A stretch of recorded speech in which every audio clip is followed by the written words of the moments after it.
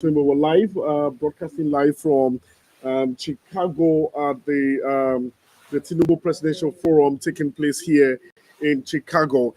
And today, as you all know, this is a radio station that is Ashwaju centric. And we've been to different community across board to broadcast. And just to shock you that we're broadcasting live on different platforms. We're broadcasting on Facebook, YouTube, and we're broadcasting live on ashwajuradio.com. And I'd like to say thank you to all our listeners across the UK. Thank you to our listeners across Europe who are listening to us. We're going to make it more interactive this afternoon. And my guest, I have my first guest are going to be in the studio this today, doing justice to the conversation this afternoon, where we're going to be talking about why we're here and why there's so much passion for a diaspora and also having the interest of people back home and in supporting Ashwaju Bola Ahmed Tinubu's cause for President of the Federal Republic of Nigeria. And I have my guest in the studio today. I have by my far left, would you like to introduce yourself? Alaja Fatima Solomon. Alaja, can you speak to the mic? Alaja Fatima Solomon. Okay, so your name, sir? Okay, Mr. Shekuru Oladile Odu. So I wanted to ask you a question. If you'd like to speak Yoruba, you can speak Yoruba. So why do you choose to support Bola Ahmed Tinubu? Go ahead. Oh, okay. Uh, as we all know that Yoruba lokan, we all know that Baba Bola Ahmed Tinubu Asiwaju is the only candidate that can fit into presidency of Nigeria. Our next president of Nigeria, inshallah, Baba will do what everybody needs. Baba will submit and is ready to work with the entire Nigeria to move Nigeria forward. Okay. Inshallah. All right. Thank you so much. Like you said, Baba will also help in terms of moving Nigeria forward. What's your opinion about this? Actually, like I said, for everybody that have been, joining us on this journey for the Ashwaju to become Nigerian president, with my own idea and with what I believe in, I know presently with all everybody that is running for that seat right now, I think he's the man because he has done it so many ways. He has done it in Lagos, even in Chicago here. We feel it so much because he has done a lot for us in Chicago. We have many of us that he has choose to be their mentor, and we are really enjoying it. And presently in Nigeria, like you all know, though some people say we don't need Messiah, but sometimes God sent Messiah and which we don't see by ourselves. But for those that knows anointed people, they will know this man is anointed man. He has touched so many things that are turning to gold. That's why I'm thinking, and I believe it should be. I wanted to ask you a question. If you're supposed to meet Ashwaju Bola Ahmed Tinubu today, what are those recommendations? What are those things you feel like you want him to work on? Is it education? Is it women empowerment? What are your focal cardinal points that you want Ashwaju Bola Ahmed Tinubu to focus on? Education is always part of it. Women empowerment, um, youth, moving the youth forward, and the youth are looking forward to those who are already graduated and doesn't have a job. They will like Baba to, create job opportunity for our youth in Nigeria, and yeah, and we know that he can do it. All right then. Okay. Let me ask you one other last question. What are those things you think Ashwaju can work on to make Nigeria a better place for everybody to live in? For my people, I would like I said, as a Yoruba man, let me speak Yoruba so that the Yorubas can understand exactly what I'm talking about tonight and what I'm looking for in Nigeria.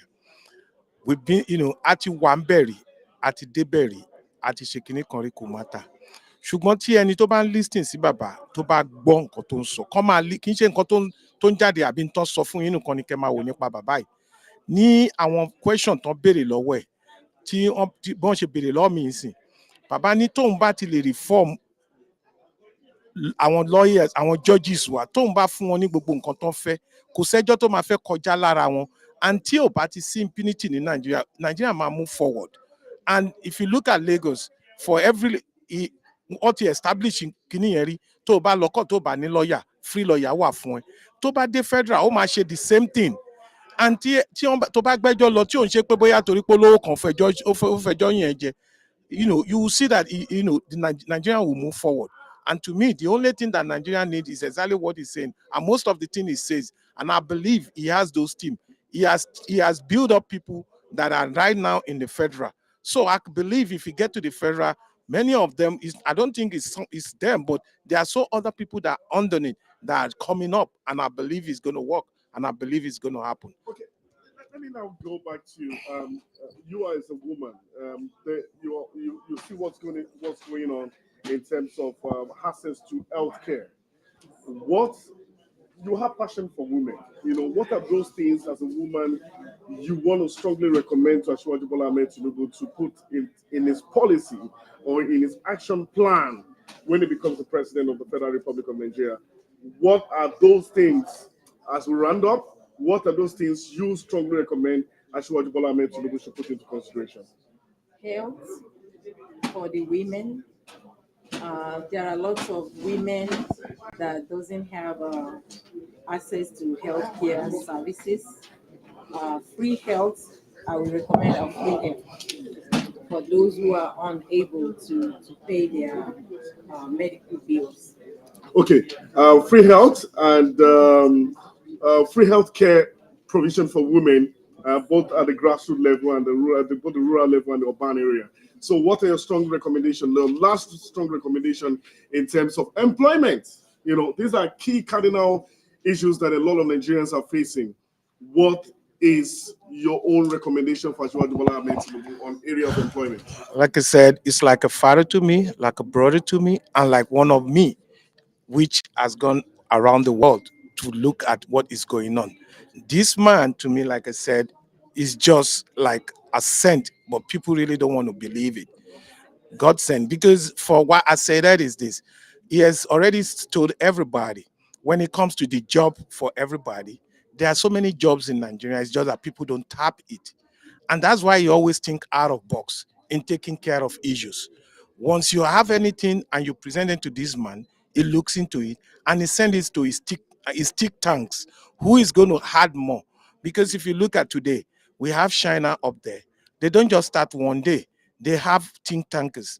And once this man develop any, I call it product, most of his thing that this man has been sending out is like a product in the market.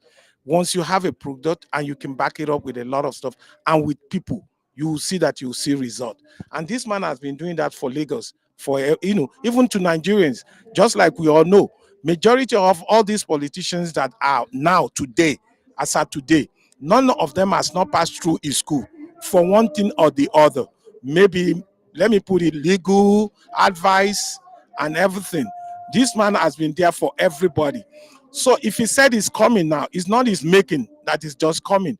And from my own idea, from my own experience, if I send 10 people out and I'm not getting result, I better raise up my sleep and go out there and do it by myself.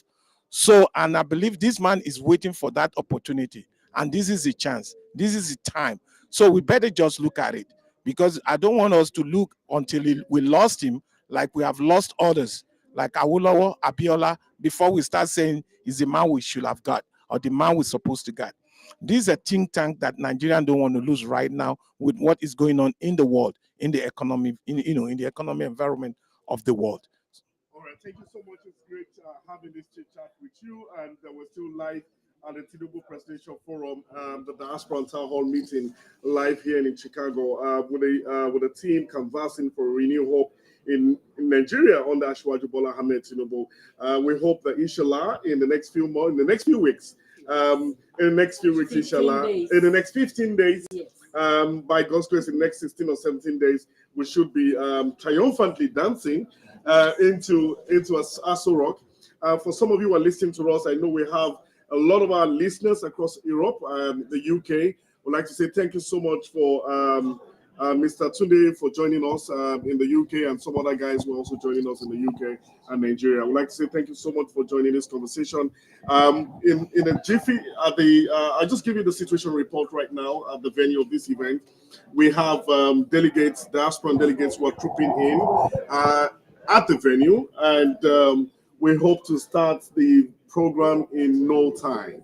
And we will go in shortly for a documentary, and after the documentary, we will start the program. We, like I said to you, Mr. Omole is on ground, and the head of the youth diaspora is also on ground. We'd like to say thank you so much for joining us in the studio today. I'd like to say we hope to see you in the next 17 days, right? Oh no, yeah, we are here. We do everything that possible. All We right, got to thank you get so it. much. It's a pleasure having you here. Thank you. Thank you. Thank you.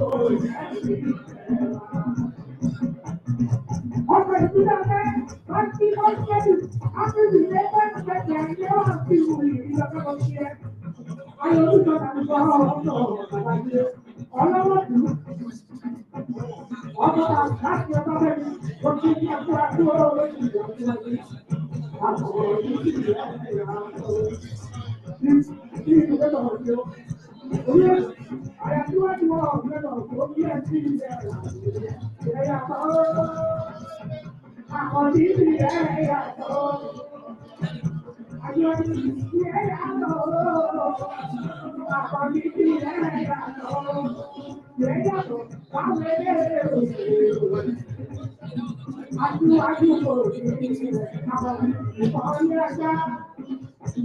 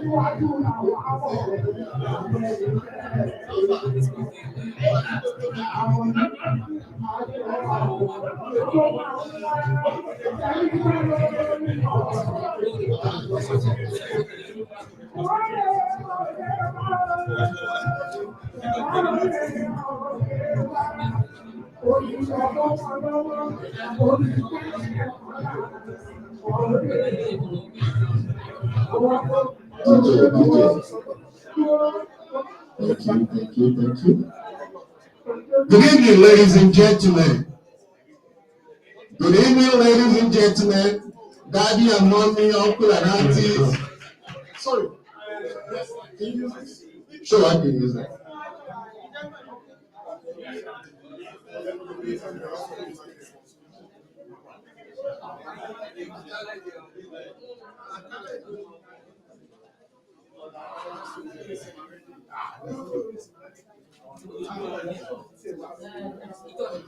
So, please, move to the front. We need everybody to move closer to the front, please.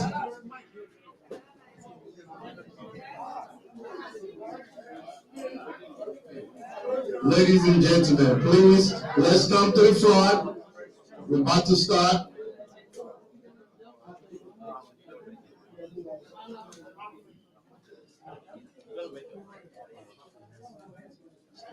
Okay, no problem. Please, can we get everybody that is outside to come in?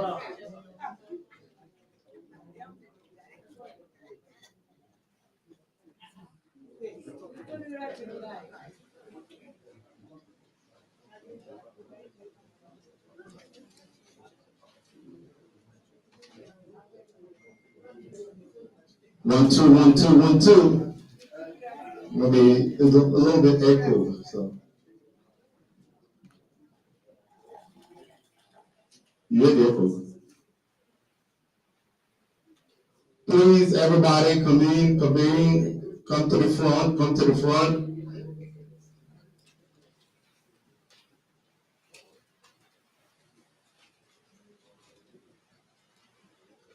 We are elderly people, come on. We're starting late, due to some technical things and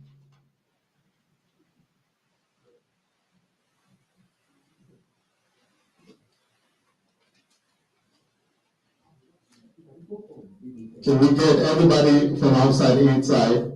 Okay, it's good now, it's good now. All right, DJ.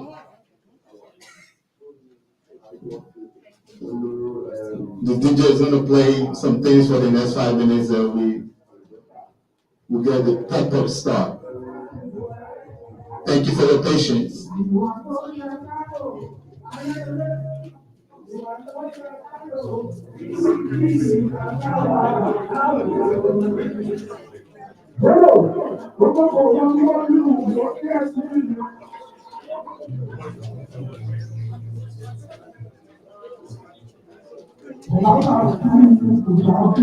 DJ, thank you.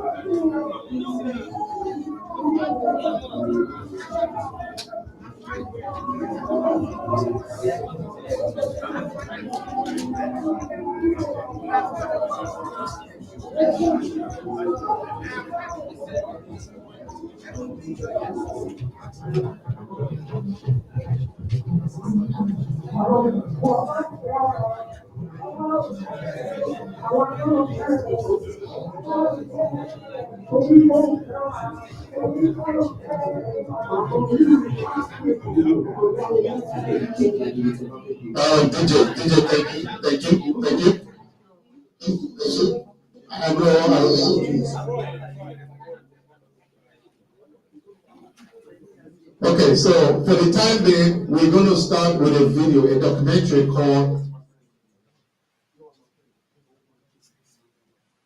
Something Around the Night.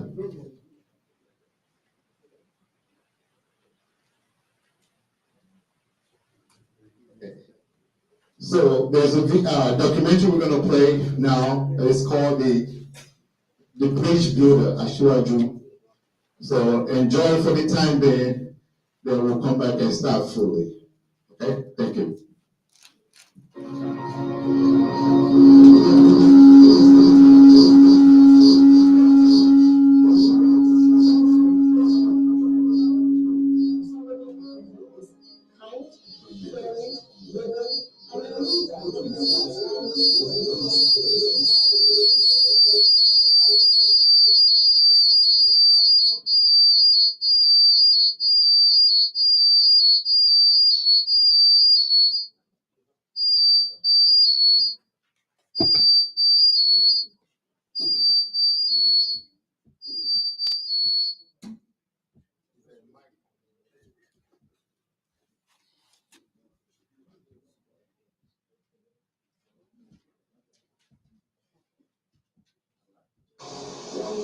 Persons who are are gifted transformative leaders. Our country has been gifted by this great transformative leader, Asiwaju Bola Ahmed Tinubu. Asiwaju Bola Ahmed, the bridge builder.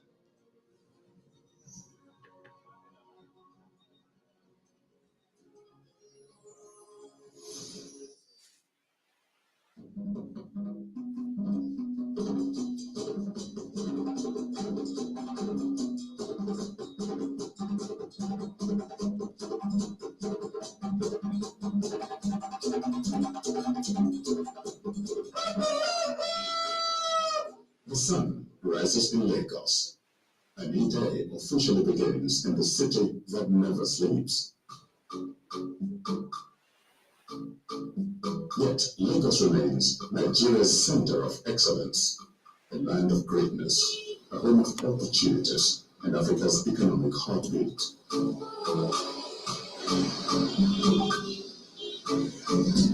The opportunities that abound here are not for the fickle-minded, only the determined, the brave, the aspirational, and the upwardly mobile break the glass ceiling that hovers over Lagos, while a few others enjoy seemingly unlimited grace from the Supreme Being.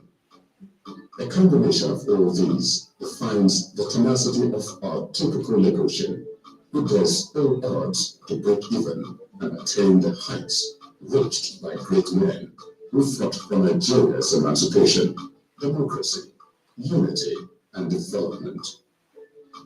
One man who has dared to tread this edgy path through life in his chosen profession, in politics, humanitarian service, and to struggle for the enthronement of democracy, philanthropy, and quality leadership is Asiwaju Bola Ahmed Tinubu, a proud product of Lagos, the center of excellence. Growing up, young Bola Ahmed Tinubu witnessed the economic prosperity occasioned by the nation's oil boom and the years of bitter conflict during its civil war. You might not have realized it then, but living through these extreme moments in his country's history likely stirred the beginnings of the nationalist he was to become. The budding nationalist, however, still had some education to attend to. Coming to America to bag an accounting degree and acquire a widened perspective of the world he lived in.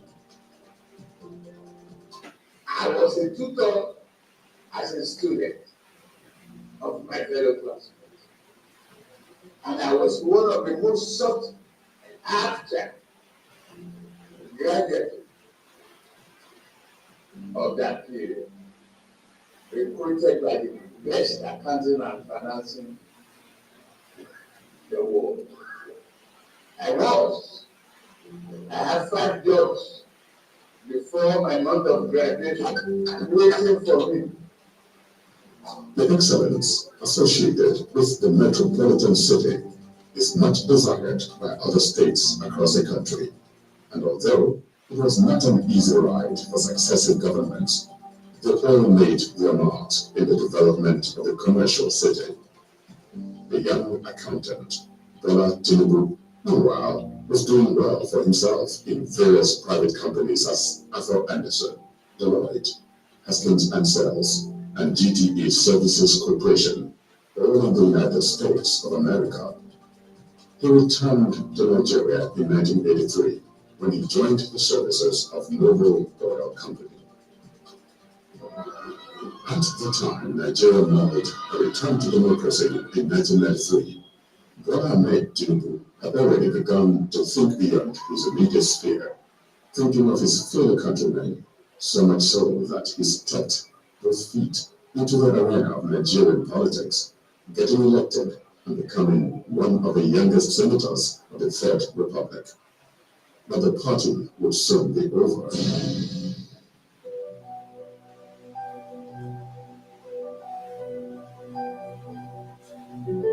The Third Republic was short-lived, with the annulment of the presidential election widely acclaimed to have been free, fair, and won by a business magnate, Chief Moshood MKO Abiola. The election was designed for free, fair, and peaceful. It was the time to bring back civil rule and the National Democratic Coalition, NADECO, which Tinubu co-founded, was at the front line. The junta in place, it turned out, had no plans to hand back power anytime soon. He had occupied important positions in the corporate world. He had become a senator.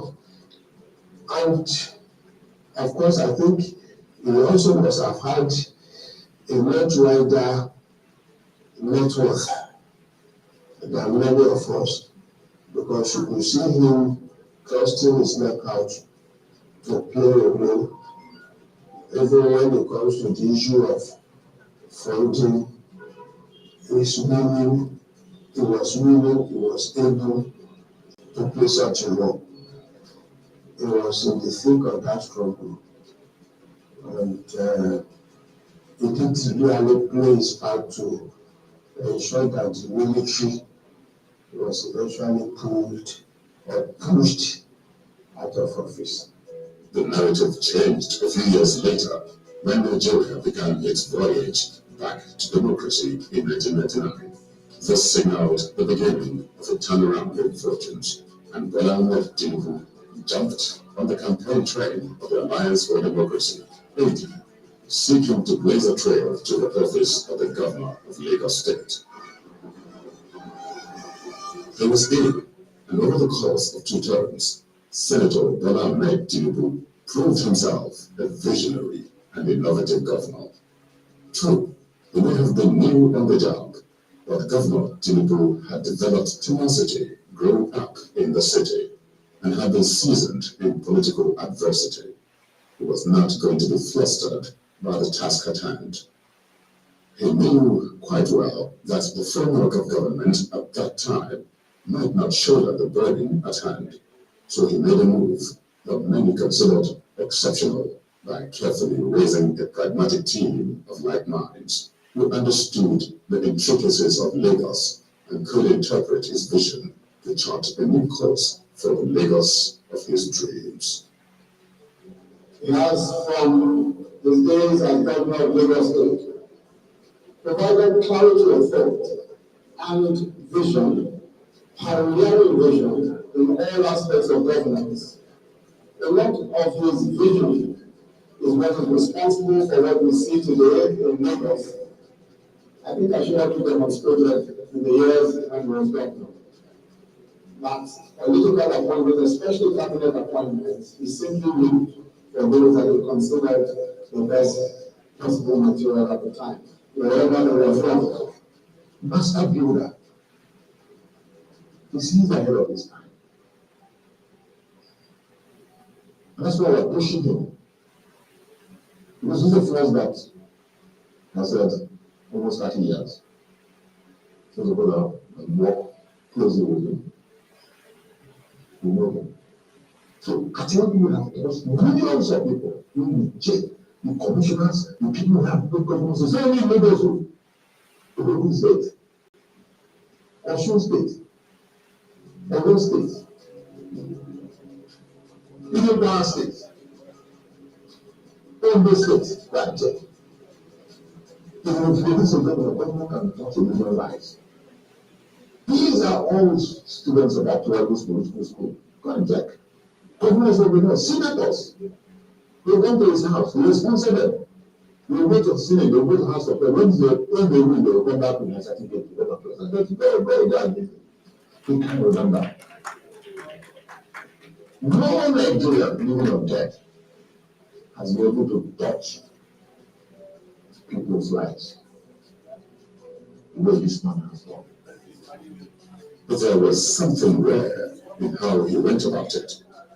In the multipolar society that Lagos was and still is, Asiwaju Bola Ahmed Tinubu, fully aware of the cosmopolitan nature of his state's population, the inherent ethnic diversity, and the sensitivity of all the religious backgrounds, spearheaded the composition of an all-inclusive cabinet and laid down a blueprint of government that could unify Nigeria. So if you go to his house, you won't see people from the Iowa people, the Hausa people.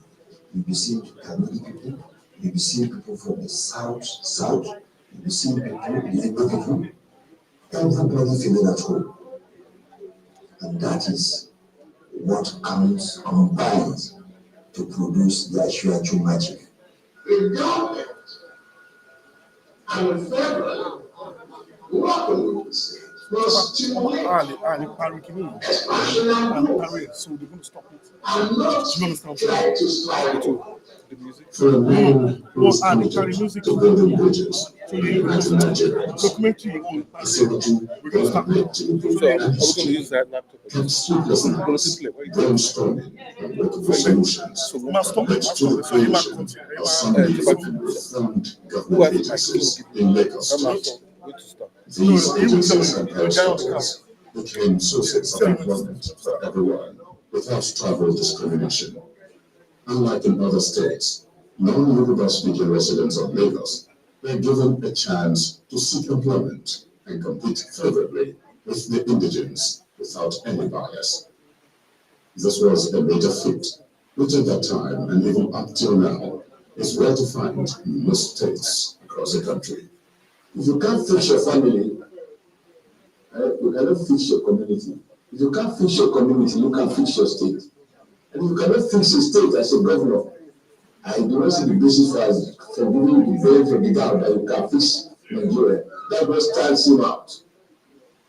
The other is to look at his character, because character is extremely important.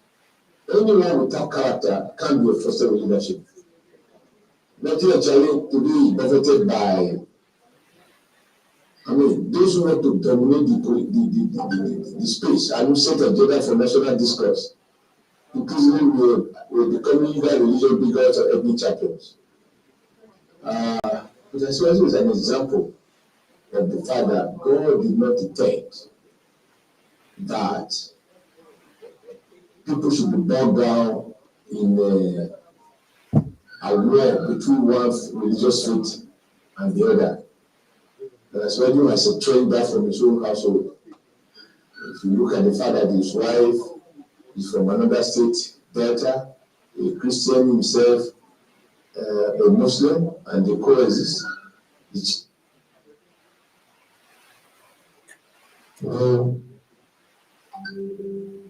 So I'm going to cut it short, but we're going to play it back later in the program.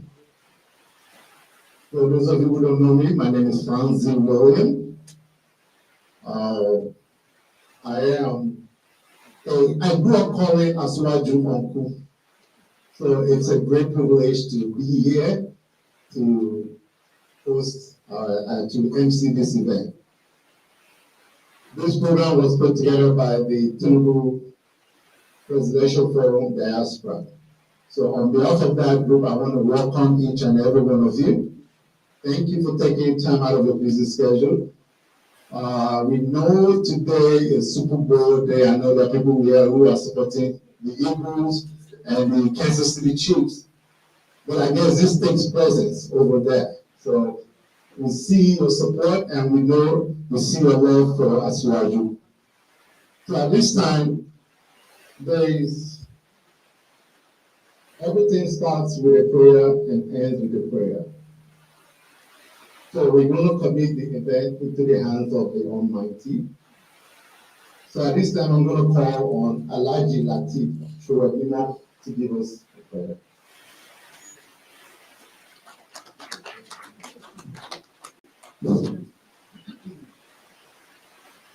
أعوذ بالله من الشيطان الرجيم بسم الله الرحمن الرحيم. I don't need you to stand up. All I need you to do is connect your soul, heart, and spirit to your Creator, and appeal to Him silently to forgive us our sins, so that prayer will be swiftly accepted. Bismillah ar-Rahman ar-Rahim. All perfect praises, glorification, and unconditional gratitude belong to Allah, the Lord, all creator nourisher, and sustainer of the world. He was gracious, exceptionally compassionate, and entirely merciful. The only owner of the gift of judgment or day of repentance. You alone and we worship, and you alone we worship. Guide us into the straight way, path of those on whom you have bestowed your blessing, not the path of those who have incurred your anger, and of those who are experienced. Subhanallah, Alhamdulillah, Allah ilaha illallah, Allahu Akbar, Allahu Akbar, wa la hawla wa la quwwata illa billah al-azim. Adada ma adina, Alhamdulillah ma adina, Bismillah ma adina. Alhamdulillah, we thank Allah again for giving us the privilege to gather here today for the betterment of our country, Nigeria, and in support of our equitable cause and fair leader, the Brother Ahmed Tinubu.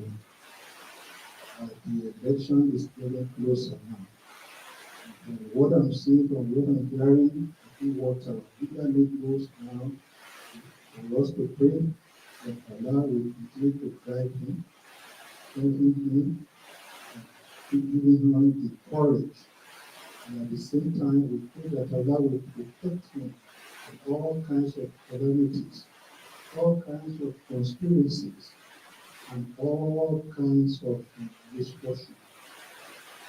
We pray that from February 25, Allah will give us victory, and Allah will make Ashwadi triumph over all other contestants.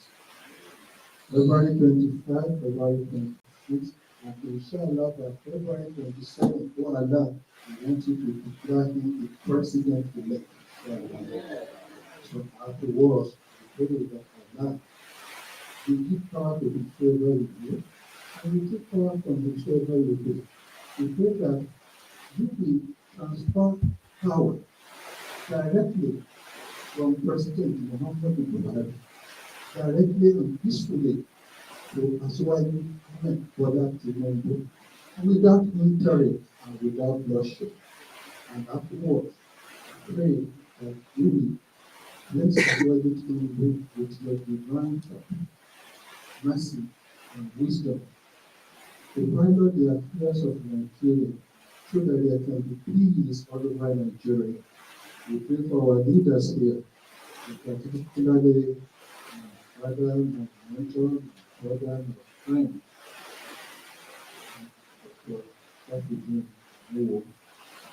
and all of us. We pray that Allah will give us the good of this life, the better of the hereafter, and protect all of us from the hellfire. اللهم صل على سيدنا محمد الفاتح لما أغلق والخاتم لما سبق ناصر الحق بالحق والهادي إلى صراطك المستقيم وعلى آله حق قدره ومقداره العظيم سبحان ربك رب العزة عما يصفون وسلام على المرسلين والحمد لله رب العالمين. تكبير تكبير تكبير. Thank you very much, Alaji. So one of the big things in this election is that the APC is having a Muslim to Muslim ticket. But here in diaspora, we keep telling them that it doesn't matter because even the man himself, Ashwaju, loves Christians. So unfortunately for us, Pastor Olumide is not here today, right now. I want to give the floor to anybody who wants to make a prayer, to come and pray. A Christian prayer that will come and pray. Thank you very much, sir.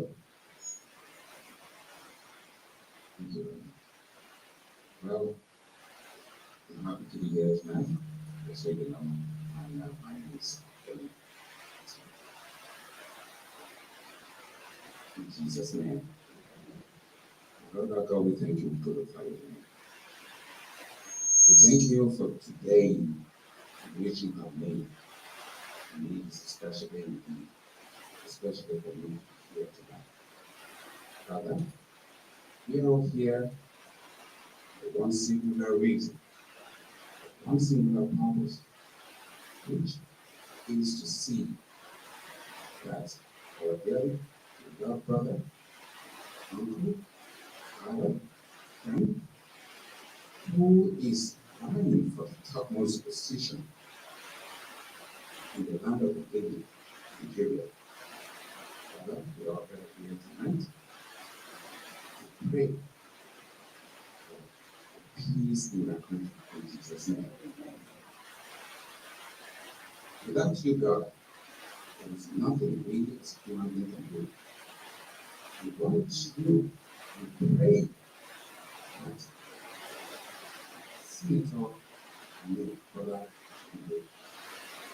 we grant him the peace of heaven in Jesus' name.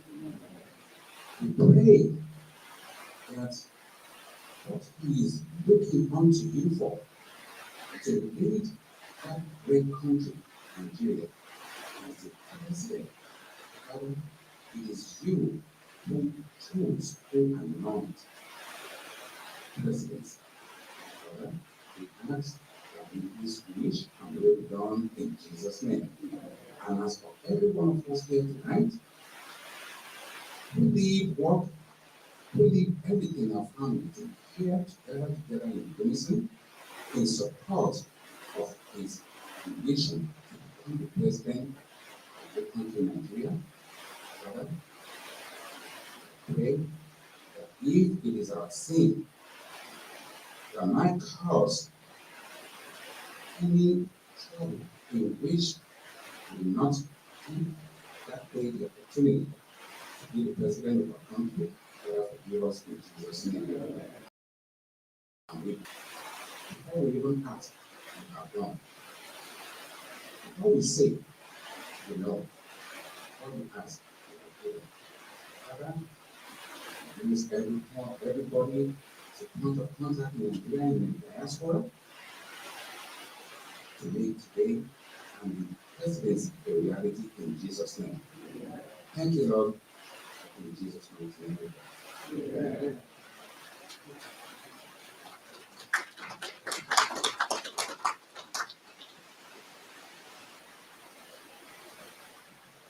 Thank you very much, Mr. Femi Martin Moju. We will appreciate you. See, this is what does.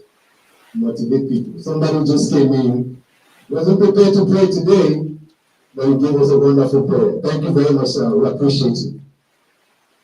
So I know a lot of people looking at me. This boy said he used to call, he called Ashwaju Tanko. What is he? He look like a Igbo boy. Right? I know there are people who are wondering that. You were wondering that. Why? Igbo boy. You cannot call Ashwaju Tanko. I don't know you. So I am the nephew of a great man, the late Dr. Tinubu. I grew up in his house, so that's how I was able to call it. So for those of you who are wondering, so at this time I am going to introduce some people at the high table. I'm going to start from my left, the honorable man. This man wants me tired. So, why was I wanted? Don't worry, that's another story. Tola knows about it. So please give a round of applause for Honorable Ajibola.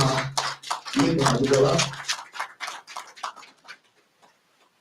Then, it's okay if I call you Afa. Our Afa for the night. So, please give a round of applause for Alhaji Lateef.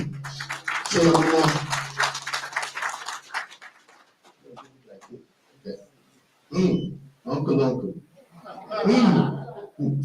This man. Every time you see me, I appreciate every time you see me say, keep in touch, keep in touch. You don't call, you don't call.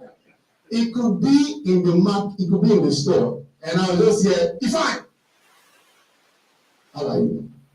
Fine, sir. You don't call me, you don't call me, you don't call me. Sir, you can't blame me, it's America's first. Maybe when I go back to Nigeria and I'll start, So help me welcome Dr. Kayode Shonoki.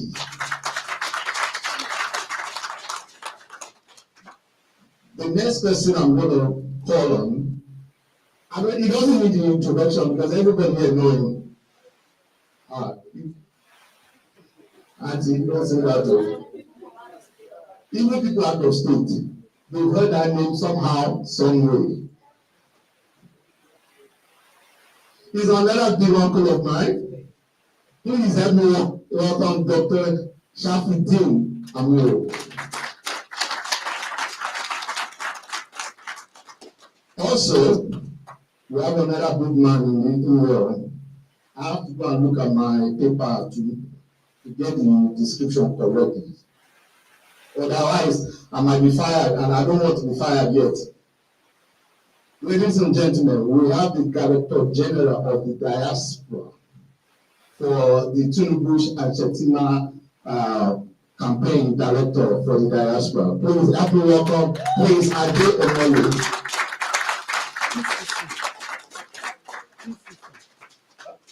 PCC. You see, we are learning every day. Thank you, sir. Thank you.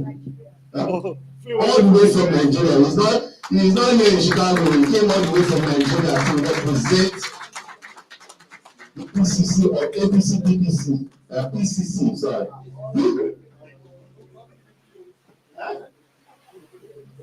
I said APC PCC. Another person, Madam, the only woman on the table. We have to change this thing, you know. This thing that we are doing. We need more women on this table. More women need to be participating in election, in campaign. All over the world, we need, especially our Nigerian women, they need to start being active in campaigns and in politics. So we cannot leave it for a few people. So please, if you are here and you have aspiration to be a politician, don't be scared, jump in. And you don't know where you may lead you to. Please help me welcome Honorable Karat Animashao Ajiboli. Oh, I'm sorry, Ajiboli. Animashao Ajiboli.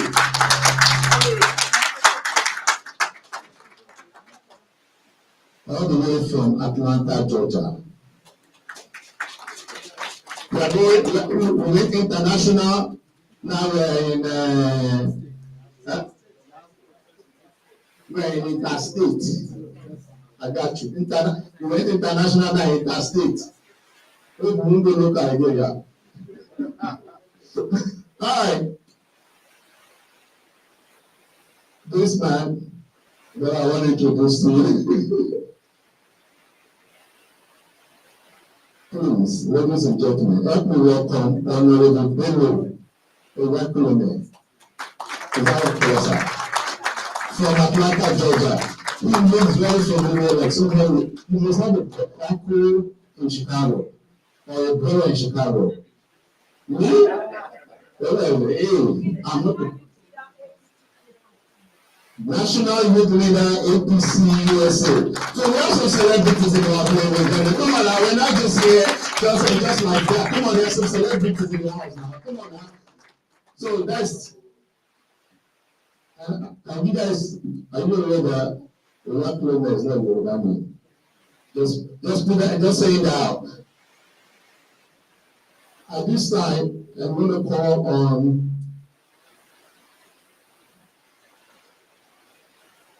an announcement. Okay, so this is our screening live, www.aswajuradio.com. We're streaming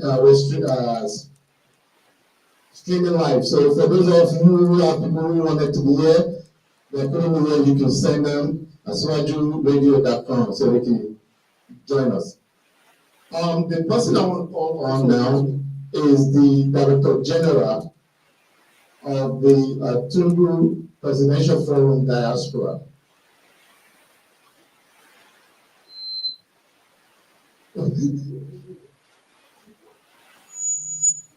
So he's the chief host for today. So we don't give him food today. Holy, he's in charge. So your son is the chief host. So if you come here wanting to eat and there's no food, that's the person to hold. So ladies and gentlemen, please welcome Alhaji Tuji Kadri.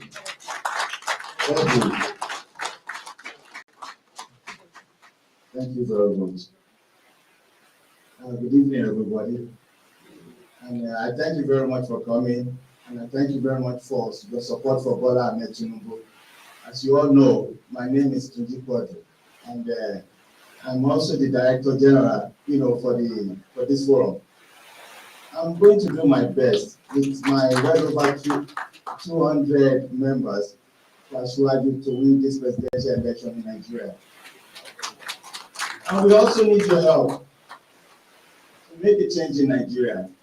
So that's the reason why I come to the mic, to talk to you guys, and to encourage us to reach out to our families, our associates, members in Nigeria with PVC to vote for Bola Ahmed Tinubu. The reason why I'm doing this is because it's the best for Nigeria. I'm a big fan of Asiwaju. As a matter of fact, page and my Twitter page are religiously dedicated for Asiwaju presidential campaign. This man is the kind of person that Nigeria needs at this time of our dying economy. We all know that Nigeria, we have a lot of natural resources in Nigeria that are yet to be explored. And there's no reason, as far as I'm concerned, for Nigeria's government to be borrowing money from outside the country. And look at Asiwaju, we can see what he did in Lagos. Look at the Lekki housing scheme, the Lekki Free Trade Zone, the Eko Atlantic City. To name a few, I believe he will do more for the entire country if he emerges as the president of Nigeria.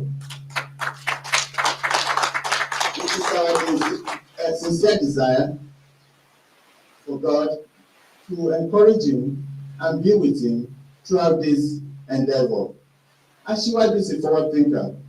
He has the presidential map for this 2023, for this election. This man is surrounded with technocrats, achievers, people with foresight all over the country. And very soon, he will transform the whole country with his intellectuals.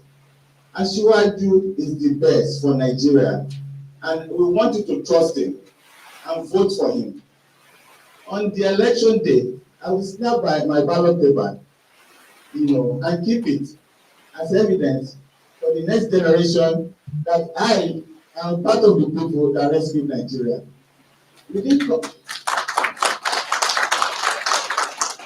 are all hoping for a better country for every Nigerian. Vote Asiwaju Bola Ahmed Tinubu for president this February 25. God bless you. God bless Bola Ahmed Tinubu. God bless Nigeria. Thank you for coming.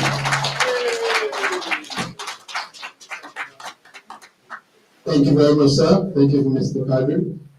Our food is still okay. So, a lot of time I hear people say the diaspora. Why are the politicians reaching out to the diaspora? We refuse to understand that we play a major key in voting in Nigeria. A lot of people do not understand that we in the diaspora, our money is making that country move. So I know that they've been working on diasporans to be able to vote, but as for now, we are not able to vote. So what should we do? As that sponsor, we spend about almost, the last time I checked, it was about $20 billion that is remitted into that country, from the diaspora to that country. So what that means? The money should speak for you, even though you're not there. You use the money to tell people, hey, this is what I want you to go and vote if you want me to keep on sending you money. So please know that your voice can be heard by the people that you are sending money to in Nigeria. Moving forward, that's just my little campaign school.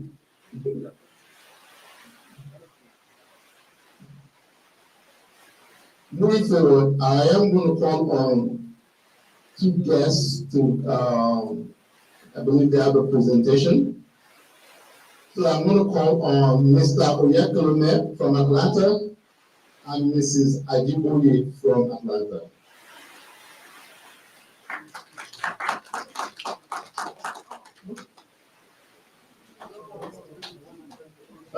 Both of them, yes, one after the other, but Mr. Oyakhilome can go first.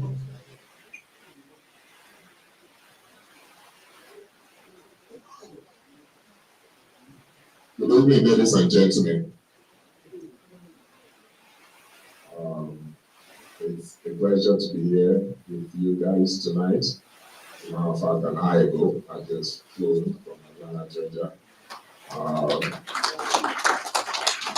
I had the memo a little bit late. My boss right here told me yesterday that it was going to be here. And I told him, I'm like, I'll be here too, sir. So, mind you, tomorrow evening, I'm heading to Nigeria. So, this meant a whole lot for me to be here with you guys. I see a lot of beautiful faces over here. Looking at the hearts, everybody believing the same aspiration as we are. On February 25th, we will be electing one candidate as our president, and that's Asiwaju Bola Ahmed Tinubu will be the next president of the Federal Republic of Nigeria. Aren't you guys excited about that? Aren't you guys excited about the change coming into Nigeria? Yes, that's what we'll be hoping for. Somebody who knows the system very well. Somebody who is going to tap into our resources and make Nigeria one of the greatest places on planet Earth. I wasn't prepared for a long speech, but definitely I also should be ready at any time being called upon. So all protocol observed. To everybody, my elders over here, I speak Yoruba too, and yes sir, yes sir. Thank you so much. My name is Oyakhilome Bello. I am the APC USA National Youth Leader. Also, I am the Deputy Director of North America with the YWC. Thank you. Hello, everyone. I have a tour down here, you can see. I'm going to start by saying APC. Progress. APC. Progress. I am Khairat Anima Sham Ajiboye. I'm originally from Lagos Island, Lagos State, and I reside in Atlanta, Georgia. All protocols duly observed. I want to say a big good evening to our leaders, our fathers that are on this table. Imam, my director, he also gave me the marching orders to fly in here this morning from Atlanta. But I want to say that it is such a privilege to meet you all. You know why? You all have some level of special DNA with our Bola Ahmed. Chicago is his home, has been, and you guys are Chicagoans, so thumbs up to you. I want to say this too. Our mothers, I don't know how many of us don't speak Yoruba, but I'll try to do what I need to do. For our mothers here and our fathers, just like my brother just said, we want to be able to see, I take account, how many people in the family were at our Dubo. Go, show me your PVC. I need numerical number. Oh, I have 50. I have 100. I have 20. I have 4. It doesn't matter. But I will pay confidently. In the middle, I want to pay. So what am I going to do? tí wọ́n máa ṣe sùúrù ní ọjọ́ polling date yẹn to make sure that they vote in our Bola Ahmed Tinubu is very critical. Kí ni nǹkan táwọn èèyàn sọ? We had the man who had no shoes, with due respect. We know what happened. We know what happened. We also had the man who's also very innocent, very corrupt-free. We also know what happened. Now we want to have the man that has a mixture of everything. That way he can deal with every corner of every issue that Nigeria may have. We don't want a saint. We want someone who can deal with any, I heard the Christians will say principalities. From every level. So this is what we want to tell our people. Come on, power so you not that bad. Because he can do it. He can look at the whatever I had a father the paper he will. Gbogbo wọn pátá nínú gbogbo wọn pátá Tinubu làwa mọ̀ nínú gbogbo wọn pátá. Gbogbo wọn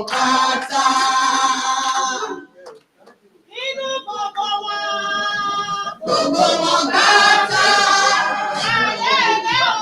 nínú gbogbo wọn pátá Tinubu làwa mọ̀ òun láàrí tó lè ṣe o nínú gbogbo wọn pátá. I'm going to conclude by doing this. Let us sing our song on the mandate we stand. On the mandate we shall stand. On the mandate we shall stand. On the mandate, on the mandate, on the mandate we shall stand. On the mandate we shall, oh yes. On the mandate we shall stand. On the mandate, on the mandate, on the mandate we shall stand. Thank you very much, everyone. Once again, I am Carrot Animacha. I am the current Deputy National Policy Secretary of APC USA, and I also run for Lagos State Governor. Round of applause, round of applause, round of applause. Okay. You guys said you just sang a song, right? And the song said what? There's the word I'm looking for. Thank you, sir. But you are sitting down. How are you standing on this mandate? So you have to take that back again. So you have to stand up and sing that song again, because you cannot be sitting there and say, "We shall stand." Then you want to crawl with that now. Don't let the campaign crawl, please. So let's stand and sing that song all over again. On your mandate, we shall stand. Again now. On your mandate, we shall stand. On your mandate, on your mandate, on your mandate, we shall stand. Again. On your mandate, we shall stand. On your mandate, we shall stand. On your mandate, on your mandate, on your mandate, we shall stand. Thank you very much. Thank you very much. See, don't you feel relieved a little bit? You've been sitting down for all this time, so now you feel a little bit relieved, right?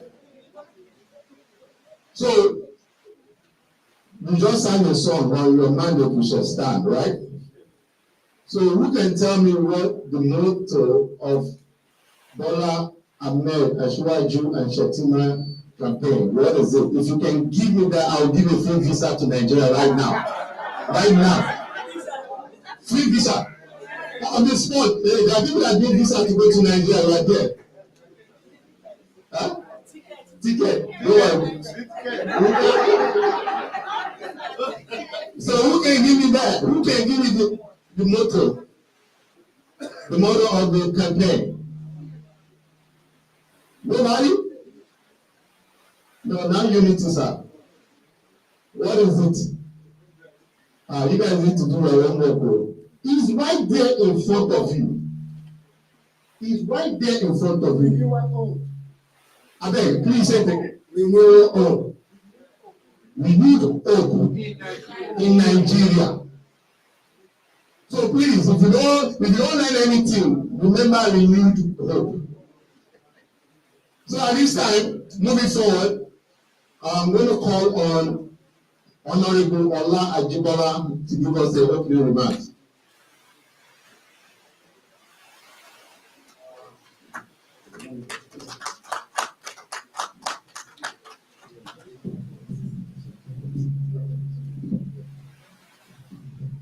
Good evening, everyone. Observe. My name is Olale Ajibola. You don't know, ABC chairman, Chicago. The last time I saw my sister over there, 2013 in our convention before we got APC. So it's good to see you. I think I saw you in Abuja too, right? At the inauguration. Good to see you again. Thanks everyone for coming. I'd like to welcome you again to Chicago, to Tinubu Shetima Presidential Forum, APC USA. Most of the things my dear Honorable Audrey says what we need and what we expect. We're still pushing, but they are also brought to the most important thing that we share with every one of us tonight is grassroots. We are the grassroots. It's happened. We are possible to win the election. For the president of Nigeria. What it encourage all diaspora is to make a phone call with friends, family, tell friends, your co-workers, your spiritual leaders, your old high school classmates way back in Nigeria. This is very, very important. People who can call a friend from other part of the world to call their people. That's giving a number. It's our mandate to win 2023 for our nation, Tinubu and Shetima. As if I was asked, the new hope is what our leader is bringing back to us as continuity of what's going to do for Nigerians. If you look at the last 8 years, we have been more infrastructure. I believe no one see the last time we had a train running in Nigeria. The train line in 2021. So that's a part of things that our leader, Bola Ahmed Tinubu, will continue. Will invest in Nigeria and employment. So once again, I would like to welcome everyone for your time tonight to come out during the Super Bowl. We appreciate you are investing in Nigeria. You are investing in the next generation of Nigeria. Thank you so much. God bless. God bless Nigeria. Thank you very much, sir, Mr. Ajibola, Honorable Ajibola. So the next person I'm going to call to the podium is a man that I respect a lot.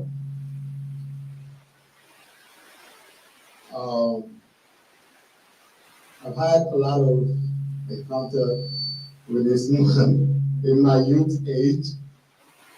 Yeah, where he scolded me differently. So, and I believe this is the first time in I've been MCing for a long time, and this is the first time I'll actually introduce him. So I'm a bit kind of like, okay, what did you say?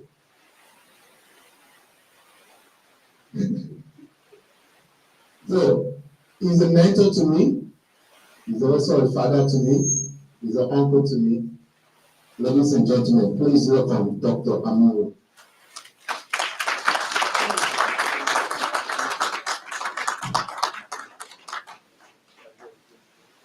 Amadibo. Amadibo. Amadibo. Ẹni tó bá ní àníwọlé ìgbàlẹ̀ ìdáná. Ló bá ń pọ́n Chicago yìí. Wọ́n Chicago yìí. So I want to thank the Lord for ensuring that my brothers put this together. Many of us, I know the old, we don't have the energy to do many of the things we want to do.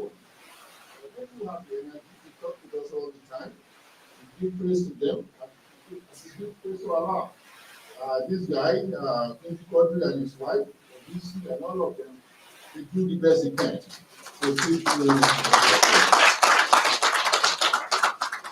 now, we pray Almighty for our brother, our father, grandfather, our uncle, our friend to have good health. To be able to manage the resources and humanities of Nigeria. One thing we know about Bola Ahmed Tinubu is the fact that he has the audacity to be able to say, I want to run for presidency. Is that true? Yes. Now, one thing that we know about him is that he has spent most of his life supporting other people. People will talk about non-self-serving and his attempt to make sure that people rise to the level that they deserve. So we can see the trajectory. So I want us to please pray to the Lord to grant him energy. Running Nigeria is a gargantuous task. If anybody comes out, that person needs to have the respect of all of us. Irrespective of what we think about him, irrespective of what we think others think about him, irrespective of the lies and the propaganda and all of the issues that people talk because they don't like him or they don't like us. He had made a lot of sacrifice over the years. The sacrifice has been such that he doesn't receive credit for all of the things that APC does. But what does he receive? Blame for those things that APC doesn't do or APC doesn't achieve. People are pretty forgetful of the things that happened in Nigeria. We all know what happened before 2015. We were well aware of the fact that Nigeria was really on the trajectory of collapse. Many of you know, maybe some of you know, not at all. 2015, just 3 years ago. So my brother put together all these parties and said, we go for it. Only Amadibo. Then what happened? Adibo. Adewale. Please give him a lot of applause.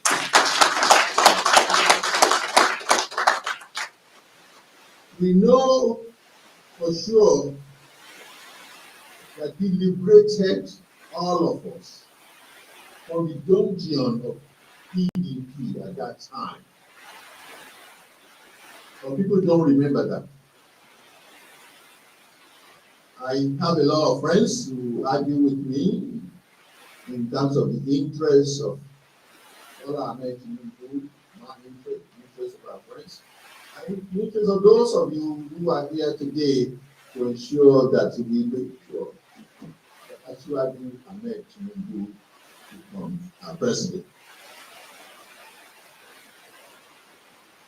But I know that most of you who are here are well assured of the fact that well before 2015, almost first 10 at executive level of government of Nigeria didn't look like you, didn't talk like you. You have known Yoruba, right? And this is not, I'm not campaigning for Yoruba or no Yoruba. I'm just trying to kind of lay out the facts.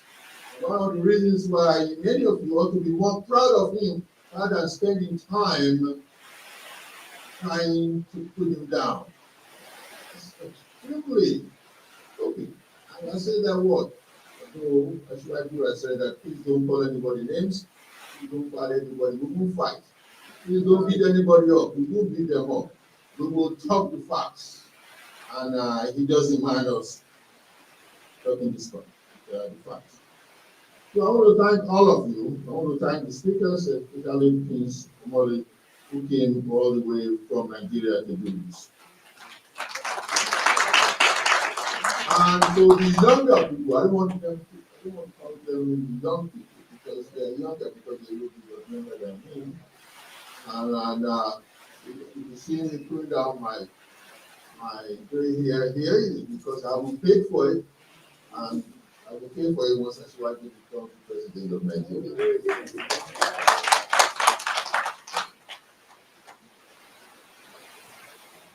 Today is the Super Bowl.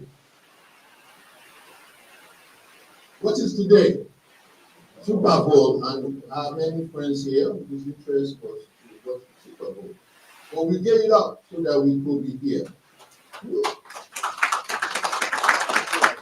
But we have Super Bowl of elections in Nigeria, don't we? Yes. This election coming will be the most consequential election that all of us ever experienced. I've never voted in Nigeria, but I'm going to vote now. And you might say that this man who is closer to 80 than 70 has never voted in Nigeria. Because I've been in Chicago for 53 years. 53 years I've been in Nigeria. I've been in Chicago for 53 years. So I've never voted in Nigeria. But when I was leaving, it was the military, so I had no chance of voting after all. So this is the most consequential election. That is why it's extremely crucial that you stay in touch with your people in Nigeria, with our people in Nigeria. Please don't take this for granted. Don't just say because, well, so much going on, there's turmoil, there's issue of money, there's issue of gas, petroleum not being well distributed. I want you to take a look at this and see if your life depends on it. And your life doesn't actually, because you're going to vote twice. You're going to make sure the people that you support in Nigeria vote in the manner you want them to vote. You know how many billions we send to Nigeria every year? In 2021, we sent $21 billion to Nigeria. So if your money couldn't talk and you couldn't talk, then you are in trouble. So the interest here, you know, as of today, many people have made up their mind to vote or not to vote. And those who have made up their mind to vote have decided not to vote. An interest to convince others to go and vote. I'm not trying to convince people to vote whether I'm making you or anybody else. You know those people are voting. You know for sure that Amadibo, Amawale, Amadibo. You know for sure I'm not a politician, right? One of the things I always do, not a politician. One of the things I always do when people ask me to come and talk, and do things, and I don't have this gift of everything. So I ask, how many minutes do I have? That's the first thing I always ask. And they say, you have 5 minutes, I will say, I need you to this person. Because I'm long-winded, but I always finish my syllabus. I'm long-winded in the sense that I always want people to get it correctly. Because if you try to summarize things that need to be done, then you haven't achieved anything. So when I talk with them, He told me, busy. If I go beyond 20 minutes or 10 minutes, it's busy that said you have 10 to 20 minutes. So my head was spinning, and when I went to see that Starbucks yesterday to think, I was thinking of 10 to 20 minutes. So if my brothers over there, I know that Dr. Sule always talk about being keeping it short. Let me tell you a quick story.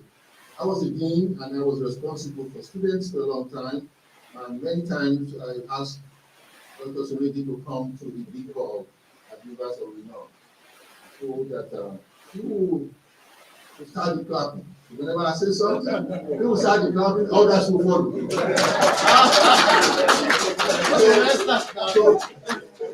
So this day was in 1999. So he came in, and this company was doing that. One time, it's American Public Association. I was the chair of the black box. So he came in, sat down, and I began to read that ago. So I said something, he woke up. So I got to a place where I said, because of the austerity measures, many times Sonoke doesn't listen. But he knows when to clap.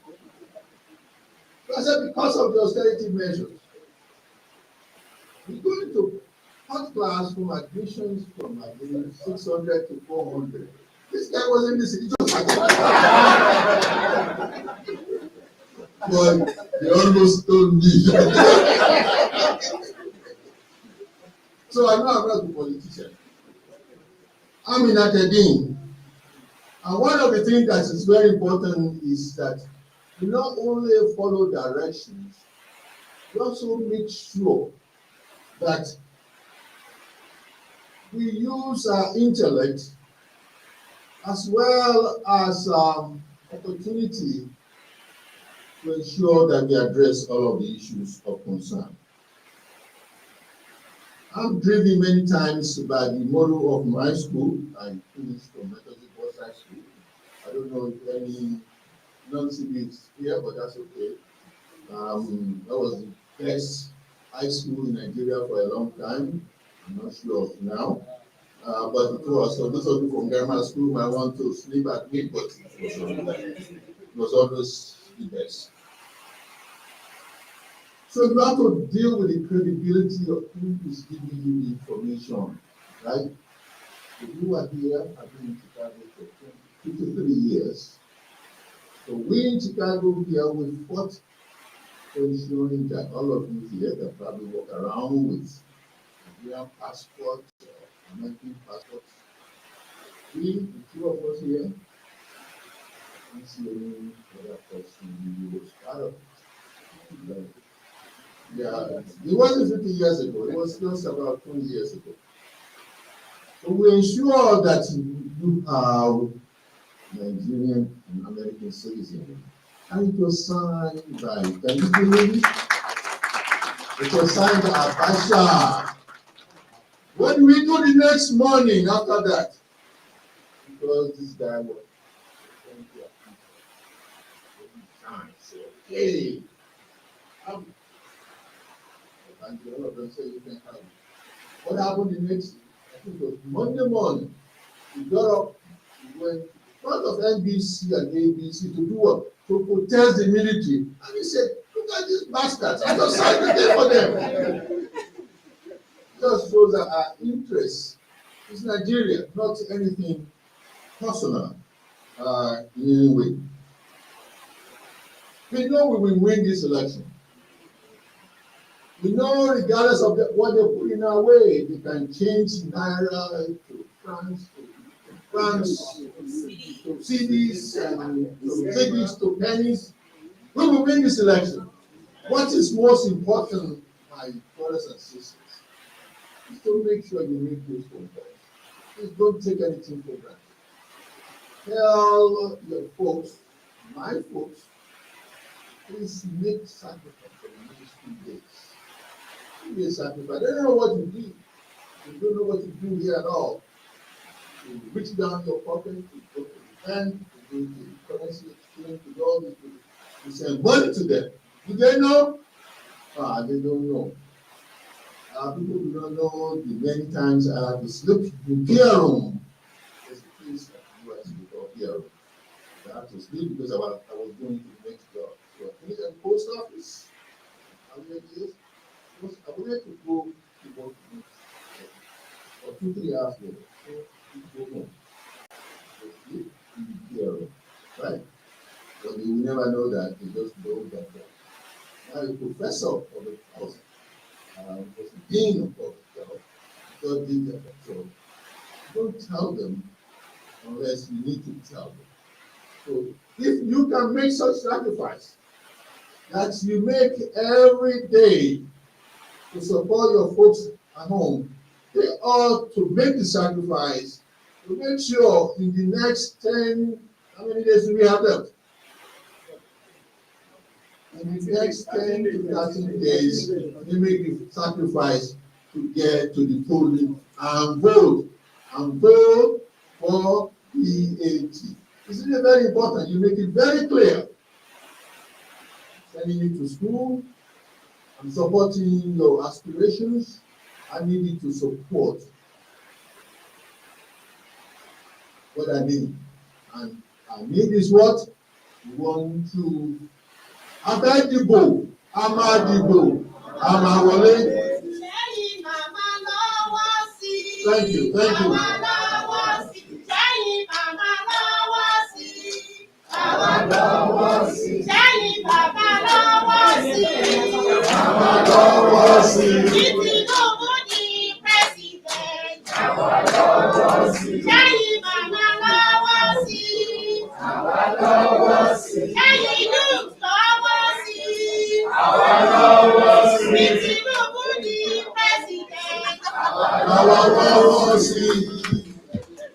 So, if you choose,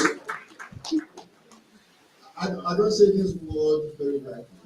Those who are in, I'm not a sociologist, I am into sciences. I train people who want to get MD, MPH, MSN, PhD. But to say that if you don't vote the way we want it to be, it will be an existential price against the policy of Nigeria. Because I mentioned earlier, this election is very consequential. You can't just ignore, you can't just say they have no fuel to get to vote. You can't just say they can't change money. You don't need money to get to the polls. You also need to remind them of what you have to do to support them. Are you with me? What you have to do to support them. And you do support them. $21 billion to get to Nigeria. Don't tell them not to worry about all these nonsensicals. I know it's quite a number of people who don't care, quite a number of people who want to say something. They were not here when we were fighting for Nigeria. They were not here when we were ensuring that people have dual citizenship. They were not here when we were transporting $42 million worth of equipment to Nigeria. Did you know that? There are many of us here who transferred $42 million worth of equipment to Nigeria to support our people. And I personally was the signatory to 15 million pair of glasses that went to Nigeria. I was the chairman of what we call 7th Congressional Health Task Force. Dr. Sorinki was the chair. We have to use the position of influence to make sure that we support Nigeria, and that's all we did. This is the glasses between West Africa, Uganda, Kenya, and Nigeria. So, my message to you, I don't want to spend time to articulate all of the issues surrounding and the success of Bola Ahmed Tinubu, or describe the type of governance I know the governance will be such that will include all of it. To be all inclusive. To be full of possibilities, full of ideas. He will listen to all of it. He will listen. I know that for sure. I've not worked with him personally. I never slept in the same bed, but we eat together. So you have to understand, it's my credibility I'm putting on the line, and I just told you that I'm very credible. I have to be credible to make sure that for a period of 15 years, nobody else in this country, but blacks and Latinos to medicine, public and nursing than I did. Aren't I credible? Yes. So now credible as supporting Bola Ahmed Tinubu. I was so credible that I was invited to the US Congress July 1st, 2004, and they gave me a plaque on the floor. The last time I checked, nobody else had risen to the level whereby he or she could get that. So we are credible to be able to support our son, our brother, our uncle, and by the grace of Allah, we will get it done. Ahmad Jiboy. Thank you very much, sir. Spoken like a real professor. He was taking us to class. I felt like writing, I left my pen and paper to jot down some things. Another thing that I am privileged to know was the same group. There was a time, I think in the late 90s, there was this thing going around that Nigerians are fraudster, Nigerians are this, Nigerians and that. I wrote a letter to NBC, directing NBC to correct that statement. That Nigerians, we are doctors, we are lawyers, we are engineers, we are not all fraudsters. So please, give them a round of applause. They've been working for Nigerians forever since they've been in America. So they say you cannot call the left hand and don't call the right hand. This other man I'm about to bring, you cannot see one and don't see the other one. If you like, let there be a wedding in London, both of them will be there. Let it be in Kashatan, both of them will be there.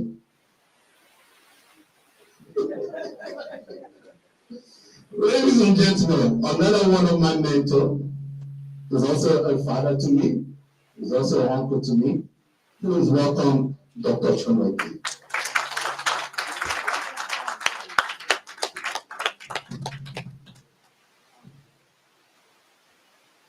Hello, everybody. You just put your hands together for this.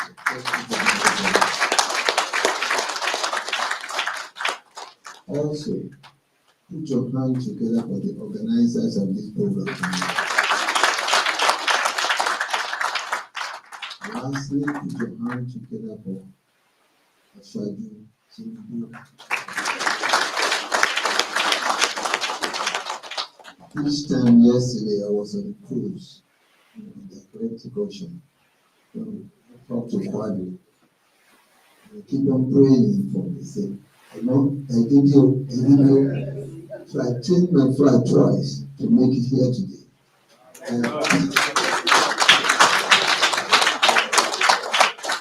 You know, Dr. Amu said everything. We've been here together for 53 years. We are so proud of all of you.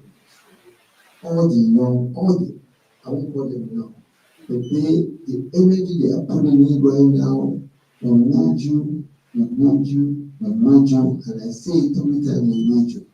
Because when we were fighting for those citizens that Dr. Amu mentioned, it was a fight. It was every of you that have a American passport, Nigerian passport right now, you could walk into Nigeria anytime, you could come back here anytime. It was a fight. Let me tell you, Dr. Amu mentioned about the coupon we took to Nigeria, it was over $40-50 million. If any of you What's his name? from anywhere, they get $1, they get $2. You call any of us and say, you are liars. When we're talking about credibility, that's what I want to have in mind. We bought for over 21, 18 wheelers, 18-wheeler trucks to be shipped to Nigeria equipment, incubators, X-rays, equipment, name it, we shipped to Nigeria. Not one penny we took. Why? Because our friend Ashwaji Bola will wake us up every morning at 2 o'clock. I said, come, you know that,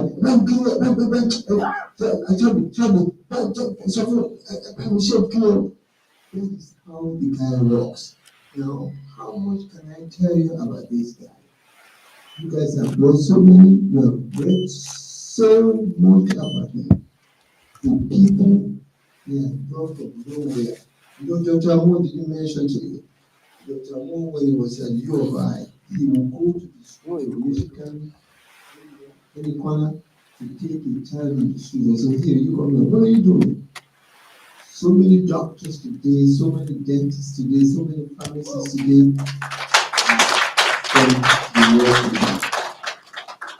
I made a decision.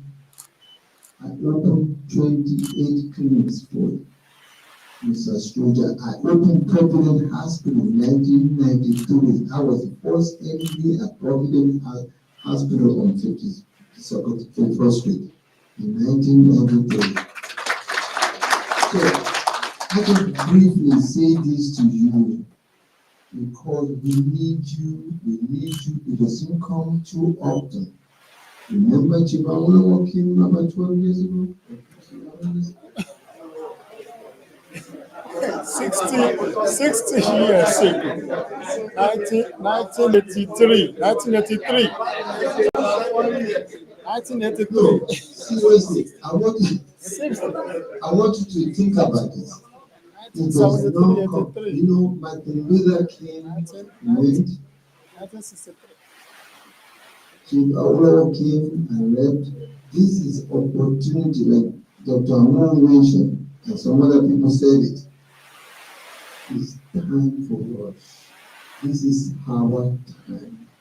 You know, I showed you it's not because he's a friend for how many years. It's not because he's a friend.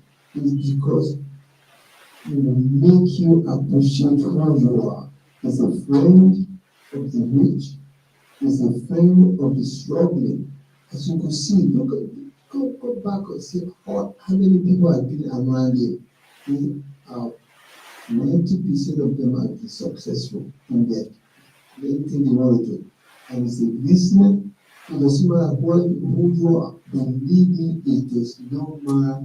Sometimes we are writing. But I don't think you remember this. When we were eating at there somewhere on the grocery, and there was a guy. He's a good driver. And it happened. What happened that day? Something happened. Did you know Ashwaju gave information? And I will not mention the name. The guy is doing very, very well. That is the kind of guy he is. But I will say, if you listen, and I can show you our credibility is on the line. If you listen, one day we went to be there at his house. There was a guy we saw there.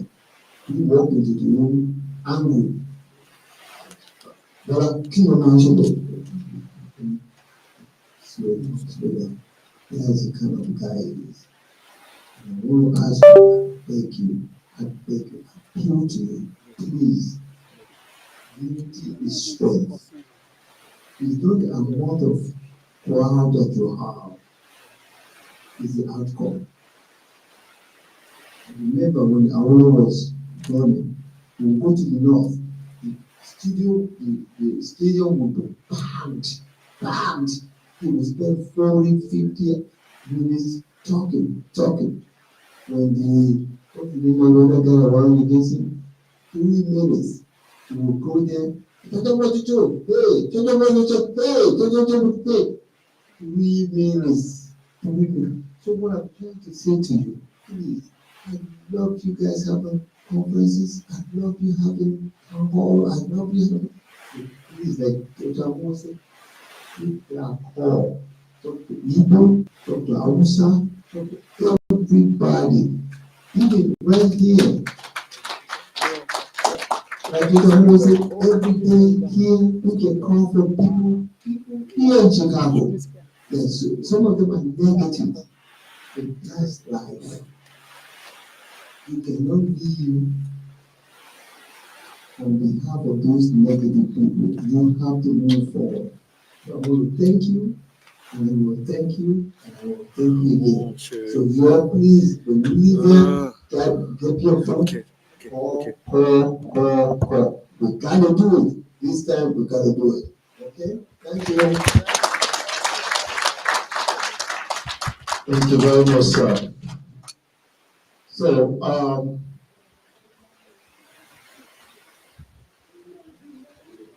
wait, don't do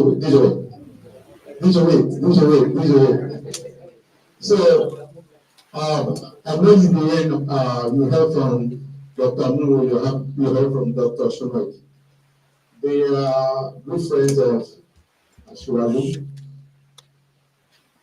The equipment thing they're talking about is, I was part of those people that were moving the equipment to. I was the small boy that was carrying it. This was in 2003. So for anybody who wants to go and confirm when the old Cook County building, if you want to go and verify, when the old Cook County building, all the equipment from there went straight to Nigeria. There was no other. Sorry. There was no other community, the Spanish community, the Polish community, none of them were able to touch any one of them except Nigeria. So that was a big thing, and this happened under Ashwaju. So it was a collaboration between them and Lagos State. So please, go and verify. Everything we're saying is true. I've had a lot of experiences with Ashwaju myself, but there was a day in downtown. He was at the Renaissance Hotel, because that's where he normally stayed back then, at the Renaissance Hotel right there on State Street and Walker Drive. And he was at the back, I think he was on a phone call, and a Nigerian guy happened to see him and now said, oh, Governor, please, I'm broke, I'm that, and this. And as well, you doesn't know this man from nowhere, dipped his hand, and whatever cash was in his pocket at that time, he gave all of it to him. So that's the kind of person this man is. He's willing to help people, whether he knows you or he doesn't know you, he's willing to help.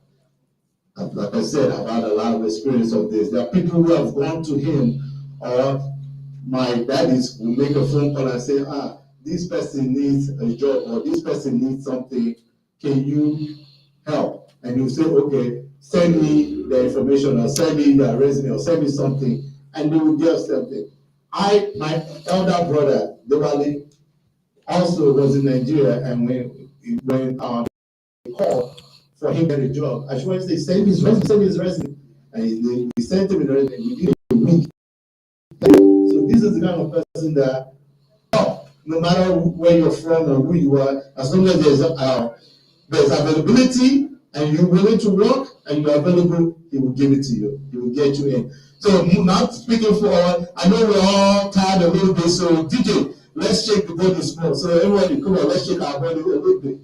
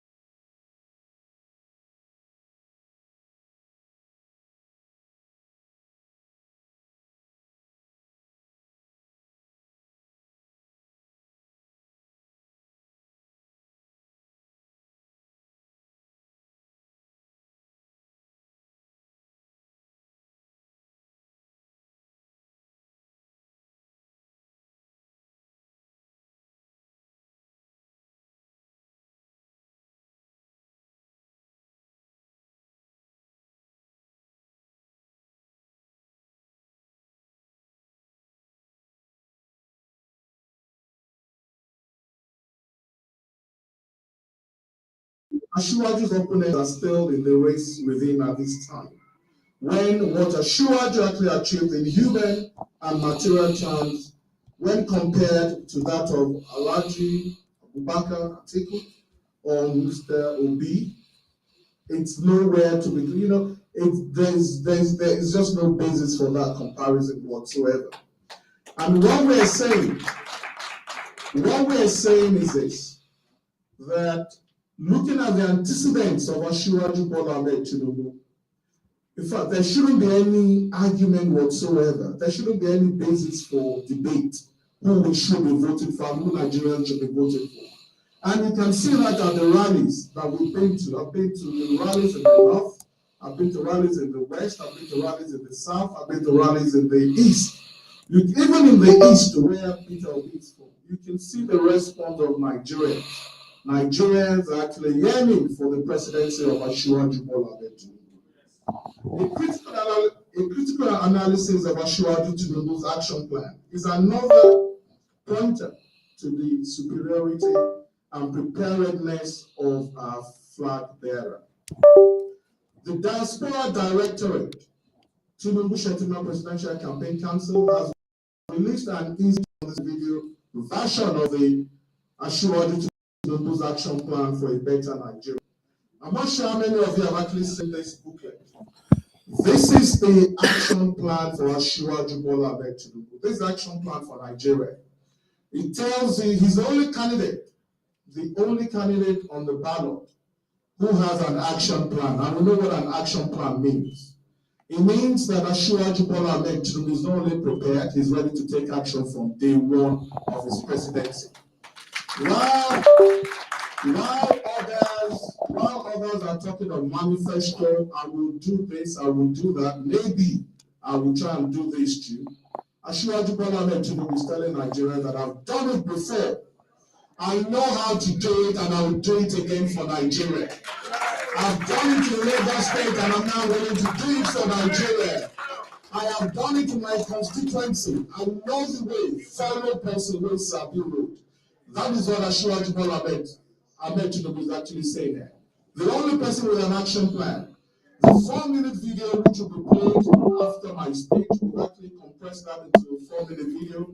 We're aware that not everybody will have the time to go through a 72-page document. It's a detailed document because it's an action plan.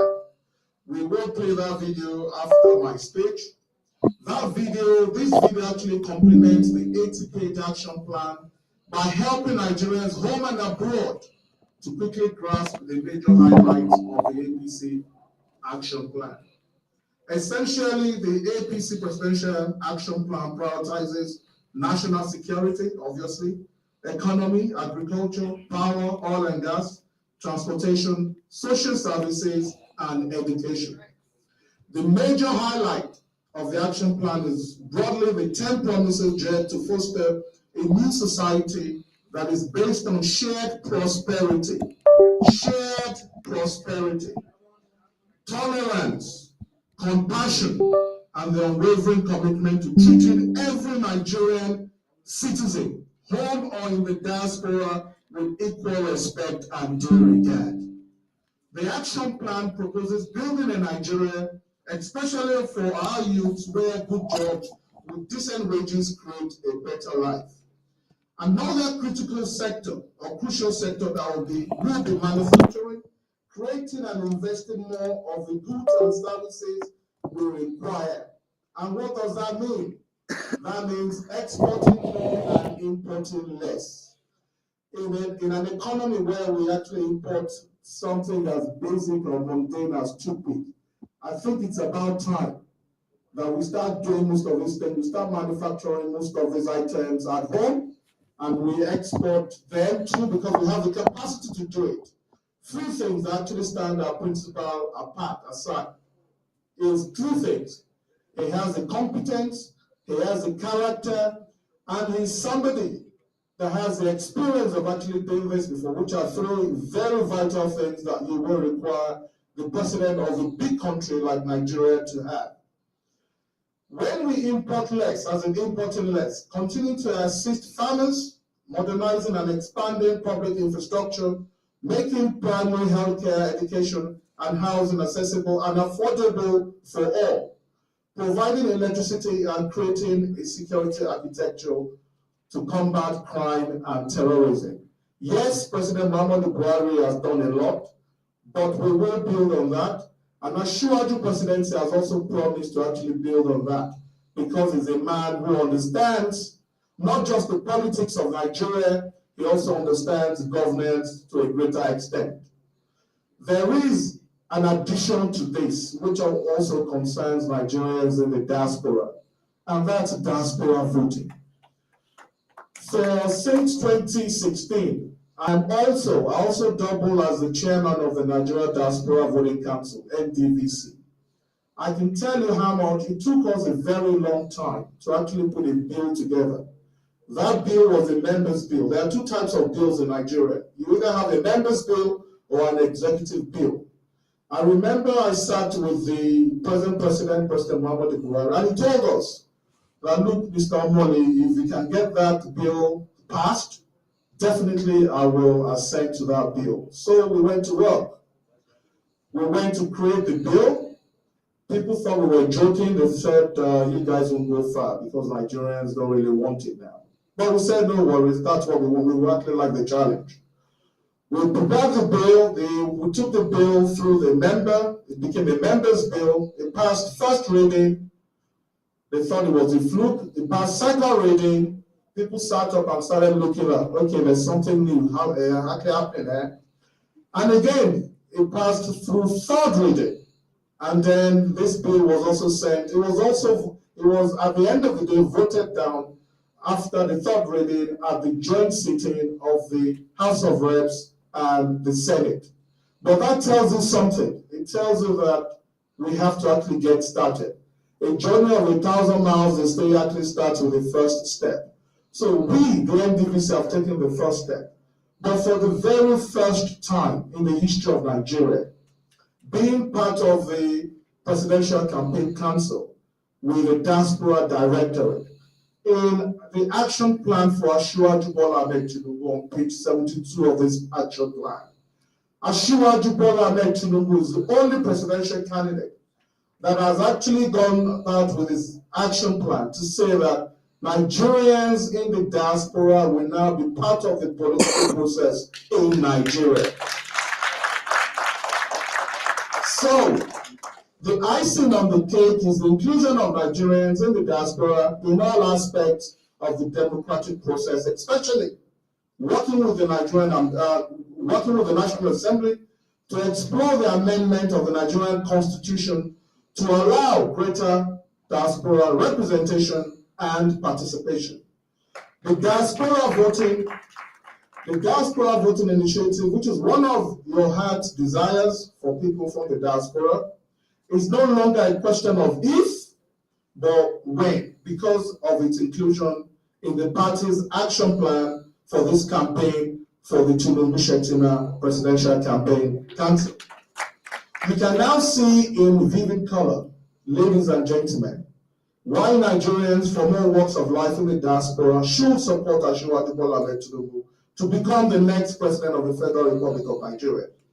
It is also obvious that Asiwaju will make Nigeria a country that the diaspora will be proud to call home based on his action plan. Yes.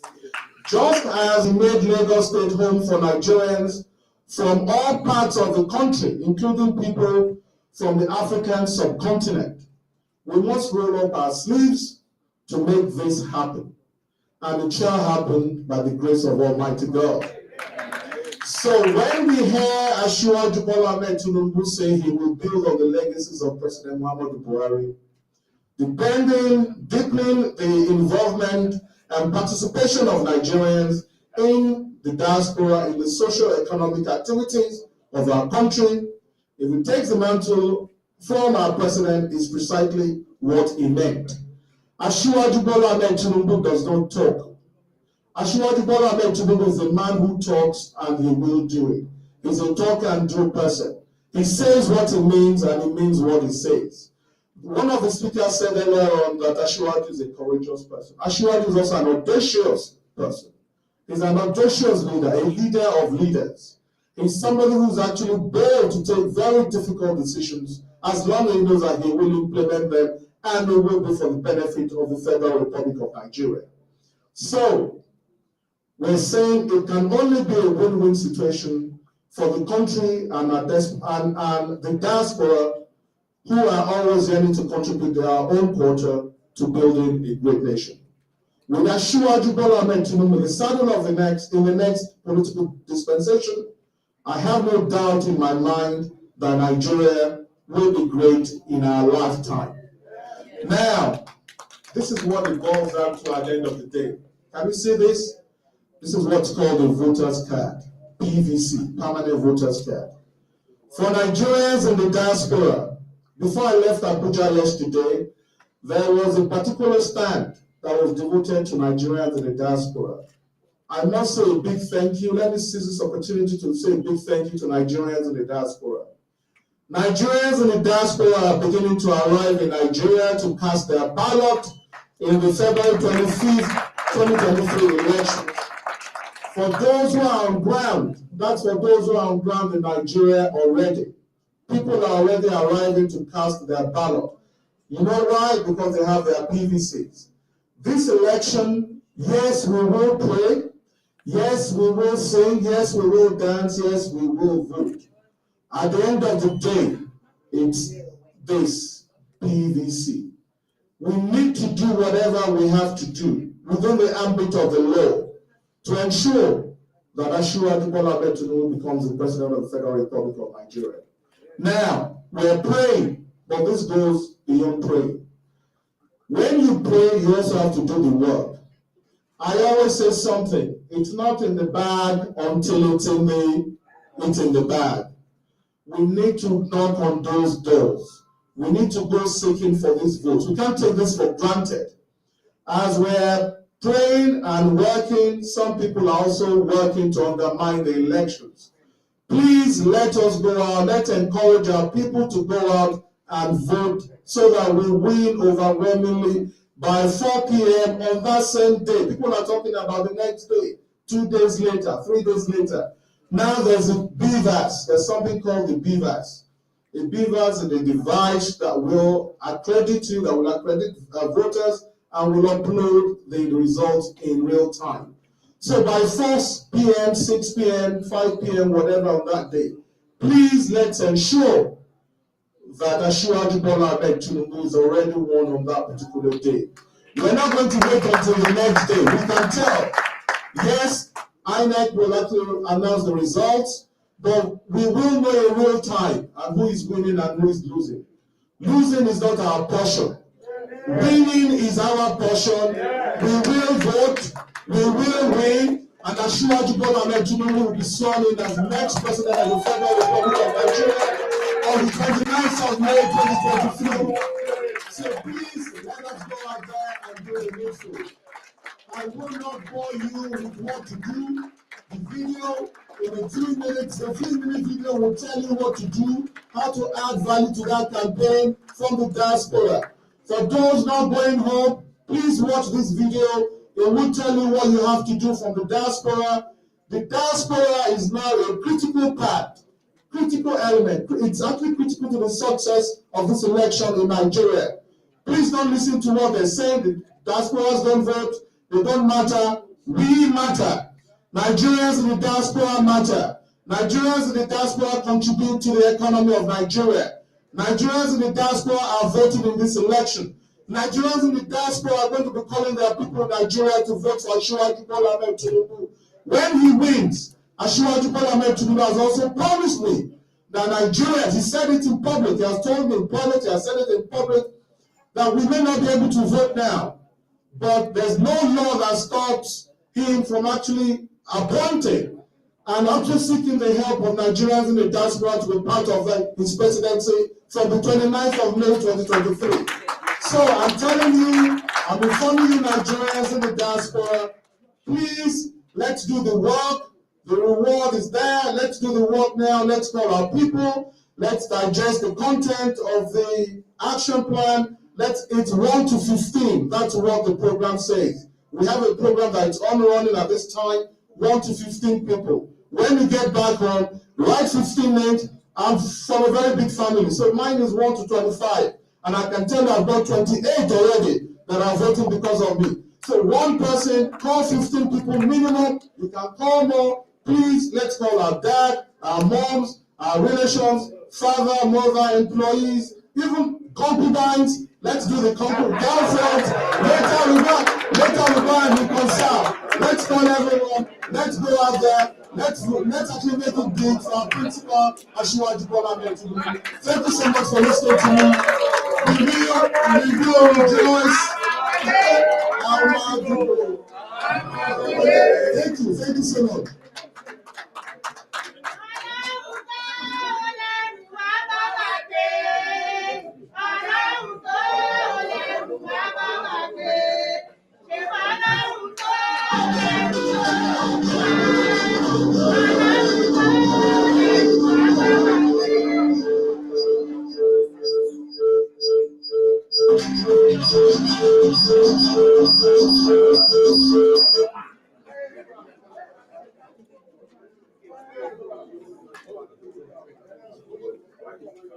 So we're going to watch the video.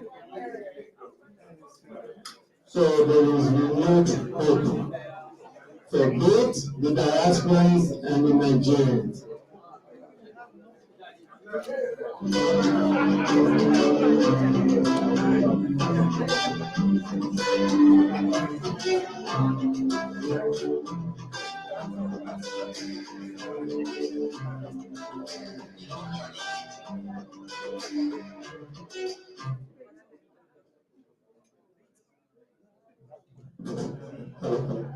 Yes, distinguished ladies and gentlemen, this is the 4-minute video. I take your indulgence to just watch this video. It's a 4-minute video. It's a summary of the action plan. It gives you an idea of what Asiwaju Bola Ahmed Tinubu will be doing as President of the Federal Republic of Nigeria. This video was actually put together by the Diaspora Directorate, and I can tell you, when people say people in the diaspora don't matter, no one thought about this. We put this video, and I can tell you, by the last time I checked yesterday, this video had 36 million hits. 36 million views. There's no other video like this. Everyone is sharing in Nigeria, and this was put together by the Diaspora Directorate, which is myself, yourself, and all members of. So please give yourselves a round of applause. Please, the video. Thank you.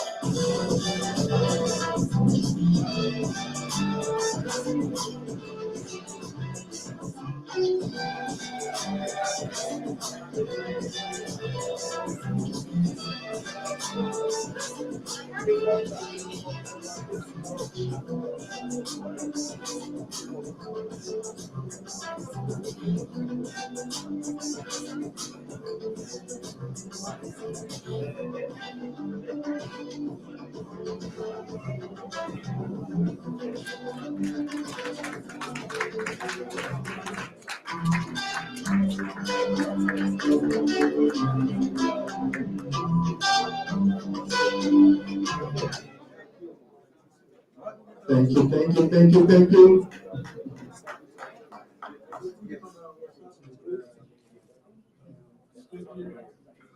Thank you very much. One of the things I particularly like, and I know as well you have been a supporter of this, what is called a true federalism. That is what Nigeria needs, a true federalism where all the power is not in the center. You give the state and the local government power, just like you live here in America.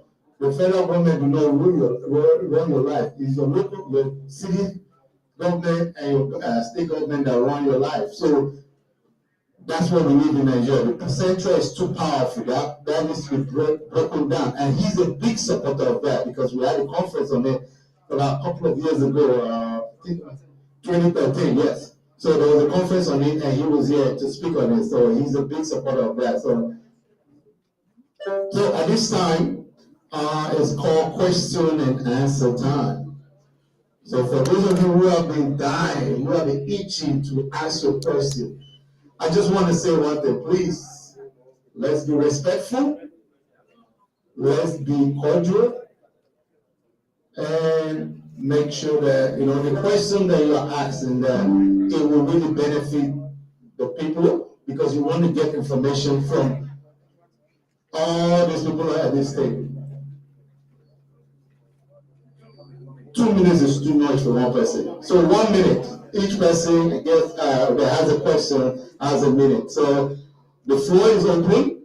Who has a question?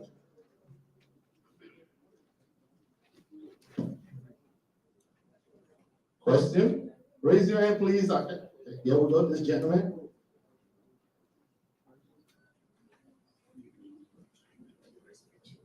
I believe that any question you have, anybody on the table can answer. Good evening, sirs. My name is Adri. Good evening, stars and ma'am. I want to start on the existing protocols from the high table to the general audit. My question goes directly to the last speaker, Ms. Adi of Family with respect. I can see the highlight of what's in display, but really want to put it to you that what are the provisions for we youth in Nigeria? I'm an APC member at the grassroots level, and I will want to tell you categorically that I have a lot of friends that are more vibrant than me in terms of education and civilization, but they I believe now they all die with their talent. I mean, the talent, the IQ, the tested IQ, they have this idea, but they didn't see the opportunity to execute it. So I really want to ask you, what are the programs that Ashwajo has for the grassroots? I'm talking about those that doesn't have anybody at the top. In Nigeria right now, for you to be a security man at Central Bank of Nigeria, you have to have a family that is among the director of Central Bank, which is not like that. Most of us are educated, most of us are civilized, we got a certificate, we got the knowledge, but we don't have the place to use it or to execute. Thank you very much. Hello. Thank you so much for that question, sir. As for the youth, as the action plan has actually explained, three things are quite important. One is retraining. Retraining, if we live in an ICT world, what he intends to do, what the action plan says, first is there will be loads of retraining. And I'm sure, and secondly, I'm sure you're aware of the hubs. There are a few hubs that are actually been created by the Buhari administration. He's actually going to expand on that to provide the opportunity for youth, because obviously, if you look at the stats, the youth, we have more youths in Nigeria than even those above 50 or actually close to 50. And thirdly, he is actually going to embark on a large industrialization project. That will also provide job opportunities for the youth, teaming youth with different experiences and in different sectors. And we can be sure that this time around, you don't have to know Mr. CEO, Mr. MD to be employed, as long as you have the training, the right training, and you are qualified to be in that position. He's actually promised that, and we're sure that he will definitely do that. So for the youth, they like there's that cliche that the youth are the leaders of tomorrow. But with an assured presidency, the youth are actually going to be the leaders of tomorrow. Thank you. Thank you, sir. Please don't forget AshuajuRadio.com. We're streaming live on AshuajuRadio.com. Please, when you ask your question, please can you say your name so that people know who you are? Good evening, ladies and gentlemen. My name is Ahmed Abu.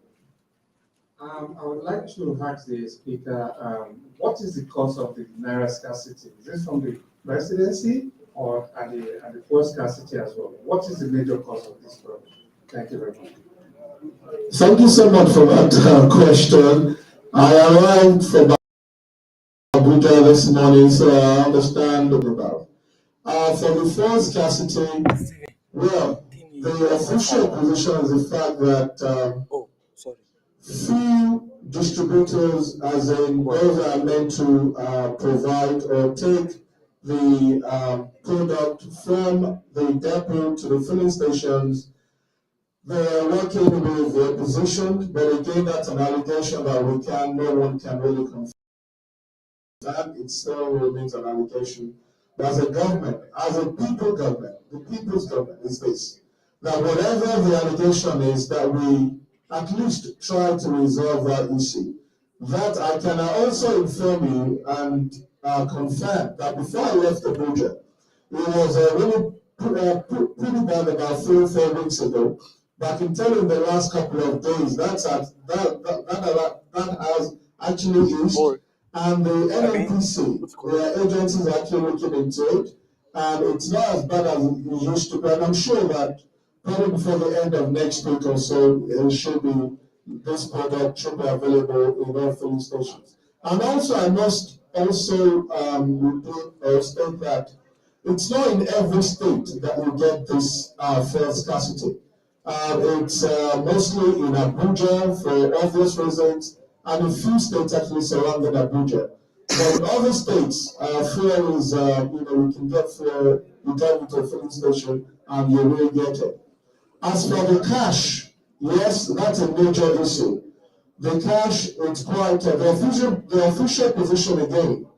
We understand that CBN took in actually took in trillions, but actually, produced or printed just a few billions. Obviously, we can't expect, when we take in trillions and, we only print billions.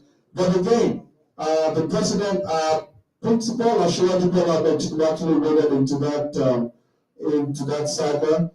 Before I left Nigeria, I think this was sometime early last week, the president invited the CBN governor and a few other stakeholders. Again, that's been looked into. I remember the president said we should be given 7 days. The 7 days is up.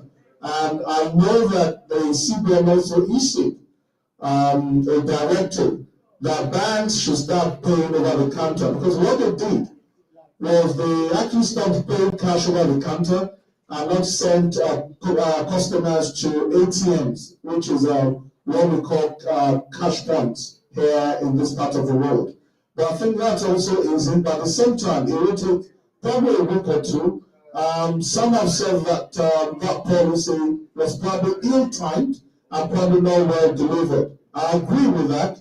It's ill-timed and not well delivered. But again, it's still an APC government, and I believe that President Muhammadu Buhari took the right decision in actually summoning the CBN governor and directing him to also resolve that issue, which is being done as we speak. Thank you so much. Thank you. Ladies, where are you guys? It's only the men I'm seeing. We talked about women participation, right? Okay, I have you. Let me go. Oh, okay, we go with the lady. My name is Amina. I just recently finished my master's, and I'm not actually asking a question. It's more of like a contribution. So I heard that the Nigerians in diaspora participating in the coming government. And I just wanted to say that the Nigerians just failed to harness the power and the knowledge that youths are gathered, like studying here in the US. For instance, I did my master's in public administration, and I was opportunity to be a part of some projects in rural West Virginia. Something that I learned from them is they don't wait for what their government can do for them. They also ask the question of, how can I help my community? So there's something called participatory democracy, where people in the community always have this, probably twice in a month, meeting where they come with concerns, and then they have the resources that they have, both human and natural resources, and then they use these resources to take care of the community. And this is kind of like also engaging some public administration, like administrators like myself, plan, which they try to execute. So I'm just saying, probably if true to what they said, they're going to be having the Nigerian student, probably the Nigerians in diaspora are going to be a pivotal part of this government. They just need to probably reach out to Nigerian students that have been able to learn best practices here and work with them. And definitely, we are praying that we can do like some of these countries, and maybe that could work. Yes, that's thank you for that question. So let me put it as a question. Yes. Of what she said. So the question will be, what is the plan for the Asiwaju and Shetima campaign that for the diaspora, Nigerians in the diaspora that they've come to study, they've learned how to move things forward and how to get things done. What is their plan for them? Thank you so much for that question. But let me make a clarification here before I go into that question. Now, There are Nigerians here in the diaspora, because I'm also a Nigerian in the diaspora, since I've been in Nigeria for a very long time. So I understand their mindset better now.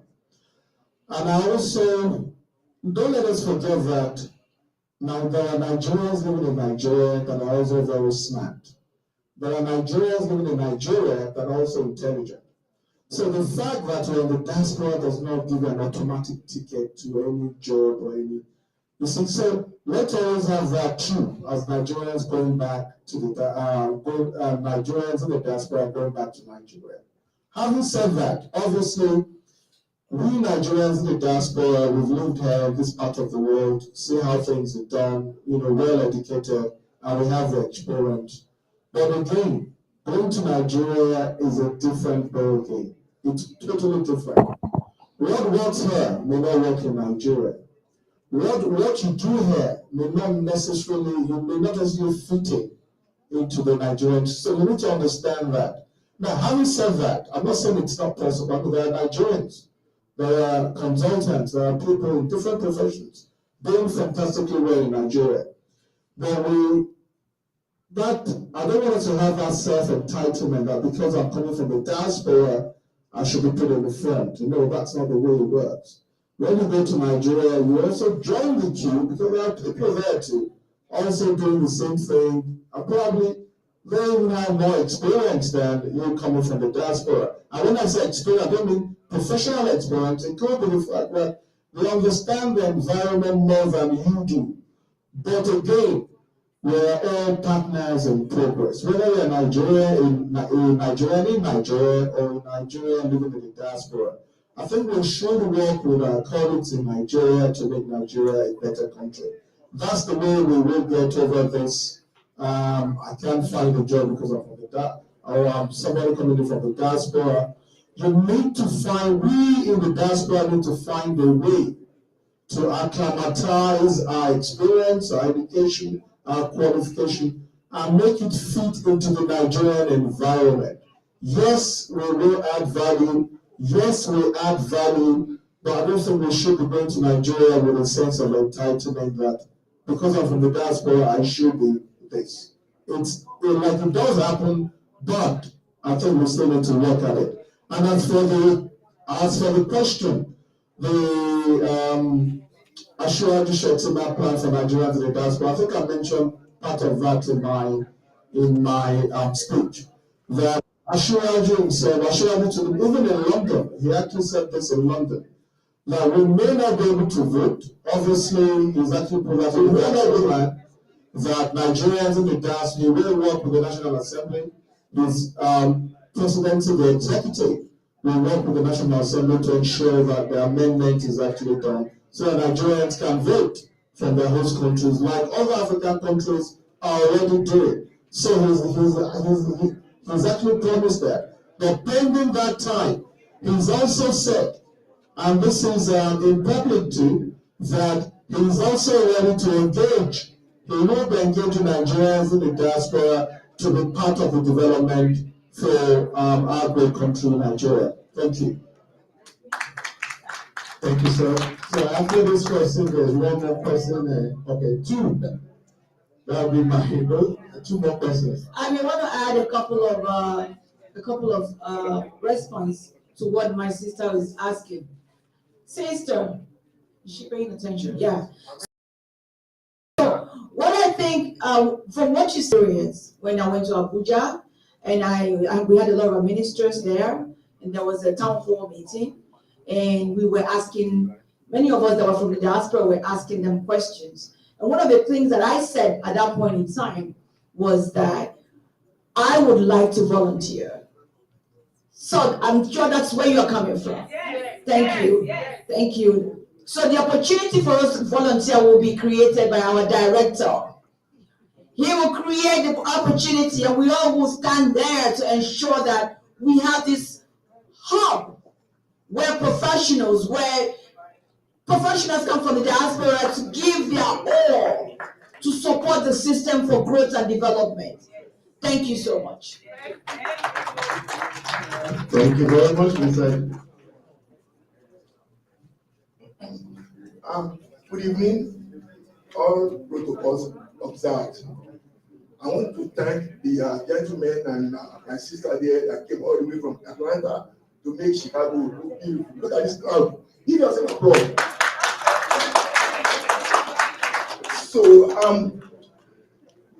about Ashwaji Bola Tinubu, I know the man very well. We grew up in the same, almost the same area, Ekwajadu, Agarawu, and stuff like that. If we remember back in January 15th, 1970, just before the end of the Civil War, I know I was very young at that time, but I remember what happened. That General Yakubu Gowon and late Chief Obafemi Awolowo and Anthony Enaro and all of those people, they changed the currency. And I know the rationale behind changing that currency was to deter the Biafra war. After all, that's why Nigeria won against Biafra war. So now, oh, by the way, I'm a journalist. My name is Olawale Idris. I'm the publisher of Africa US Today magazine. So I'm trying to crack my brain. What is the rationale behind the government changing the currency and shortage of petrol? I just received an email that the woman in Nigeria in Lagos somewhere just went naked at the gas station and sprayed the gas station and all the cars there with her petrol. She did not want only die, but she wanted to take many people along with her. So we know that's part of frustration. So my question now is, what is the rationale behind the government changing the currency as of now? I'm trying to think that maybe they want to replicate what happened in 1970. That's the only way they can get to the election. I don't know. I'm just trying to look for something to write for my magazine. Thank you. Well, I don't know about writing for a magazine. This is this is not. I hope it's not another Sahara reporters. But I mean, actually talking seriously. So I'm talking seriously here. This is a campaign for the Tinubu Shetima Presidential Campaign Council. Now, for the APC, for the CBN's reason, for the CBN's governor's reason for actually redesigning the Naira, I think that question was actually put to him. I remember I watched it on Channels TV. And the reason for that was the fact that the coins had not been changed for a very long time. There's no law stopping him from doing it, and he had to do it. Again, yes, that's to an extent that's true, but lots of Nigerians have actually questioned the timing of actually redesigning the Naira at this time when we have a major election on the 25th of February 2023. And I remember that even Ashwaji Bola Tinubu also questioned the rationale for actually designing the Naira so close to a major general election in Nigeria. Again, it's been done. It's not been reversed yet, but I know there was a Supreme Court judgment just a few days ago. I think, I believe it was sometime last week, that the old Naira and the new should coexist for a while. So that's ongoing. That's what the Supreme Court, the Supreme Court actually said. So, and the Attorney General actually came about 2 days ago to say that they will respect that judgment. So for now, we have the new and the old coexisting, and I'm sure with days to come, maybe before the end of this week, the cash saga will be resolved. Hopefully. Thank you, sir. Thank you. Just a couple of housekeeping. The packages that you're given, please, because this hotel do not want anybody eating in here, so please keep it till you get to your car or get home. And the other thing is, can we reduce the noise a little bit because the cameras are sensitive, so they're picking up the noise. So please. So I'll go to this gentleman. Good evening, sirs and mass. To our father, first and foremost, I want to appreciate the work of Professor Abu and the team. That's a wonderful tonight, I believe we are here to tell ourselves gospel truths. You look and see the President Muhammadu Buhari has done well, but look at him, he's not supporting Asiwaju. Because I believe we want things to happen, right? And we want things to happen fast. We have less than 2 weeks to the election. Based on the question asked by the journalist, in the same government, a policy is coming and the same people are attacking the same policy. It gives some of us a serious headache. That really, because I knew well when Buhari was contesting, the way Asiwaju went around this country with his life. But even as of today, this thing is happening to the extent, if you look at the rally did recently, sometime the highest time the president speak is not up to 10 minutes. And sometimes I see people telling him to speak in Hausa. And these are things that give a lot of people a serious headache. And I believe we need to work seriously to actualize it if we still believe we are one. That's number one. Number two, today, people are talking about, some of us, we have the BBC, right? Some of us visit Nigeria. And I don't know, people have been running from Nigeria. I just came back from Nigeria February 23rd. January 23rd, rather. The truth of the matter, the security, way people talk about it here is so funny. I went there, traveled around, and left the Southwest. Everything was solid. The only problem we have, if you look at people killing, is individual, family killing themselves. That's gospel truth. And when you look at it, most of them are business or money-related issues. Or you go to Nigeria and you begin to proud that you are this. And he has said it. If you are here and you think because you are in America, you want to go and be great in Nigeria, forget it. They don't see, people are queued long time. They want to get those things done. And you came overnight, you see you can override them, you miss the way to time. Tonight, I pray as well become the president by February 25th. Amen. But the first thing today, there's something common to us in Chicago. As well as from here, right? You are suffering for something that is very, very serious. Consulate is in Atlanta, it's in DC, he is from here. I believe you can speak on his behalf. If you cannot, please call him. We are putting it forward to you tonight, sir. If he can give us assurance that when he becomes the president of this country, the first thing he's going to do is to give us the consulate.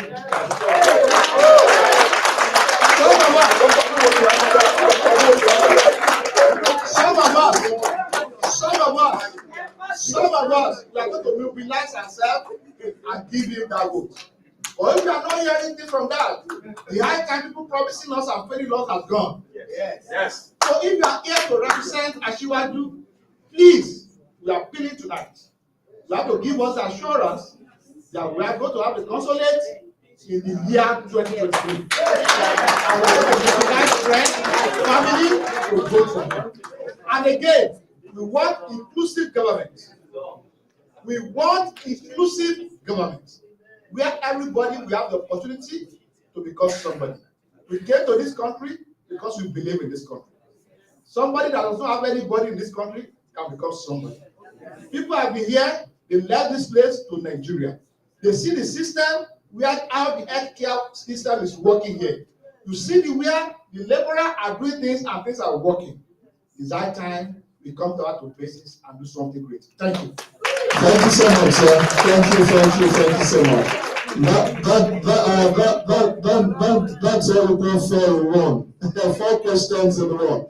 Let me actually take you from the last one. The last one, an inclusive government. I think that's even part of his action plan already, and I did mention that in my presentation.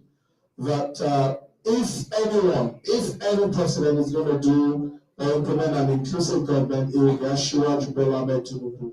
And we're not saying this because of the upcoming election. We saw that when he was the governor of Lagos State. We had people from all over Nigeria that were members of his cabinet. And you can see Lagos State. Lagos State is like a melting pot.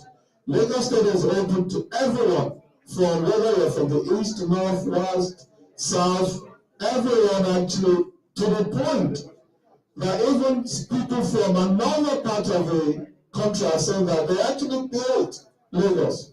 That shows how cosmopolitan and how open-minded that the Asiwaju Bola Ahmed Tinubu is. He's somebody that will include everyone in his government. Now, number 3 is the assurance about a consulate. Now, I can only pass that message. That is beyond me. I can't promise what I can't confirm. But the thing is this, this is what I will say about that. When it comes to international relations, there are so many factors that actually determine where consulates, embassies, and so on are actually located.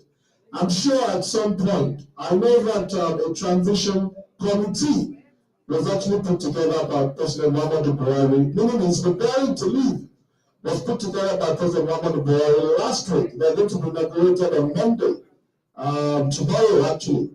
Well, it's now, I think it's today in Nigeria. They will be inaugurated today. And one of the people that have actually been named as part of that committee is the Minister for Foreign Affairs. So I'm sure those are part of the things that they will be discussing when it comes to transition, and also when his government actually takes on. Now, but again, I'm not here. I can't really promise that yes, there will be a consulate here or there, but I will definitely pass on that message. But one thing I want you to also, because that's what we complain about, the fact that he's from somewhere does not necessarily mean that should be the consideration for having a consulate. The fact that Asiwaju Bola Ahmed Tinubu was formerly in Chicago does not mean yes, because I was there in the past, so I should put a consulate there. I think there should be other crucial factors that determine where a consulate should go to. So again, don't let me knock what you've said, but it shouldn't be because he's from here or he's schooled here or he lived there that a consulate should be put there. I think there are more important factors.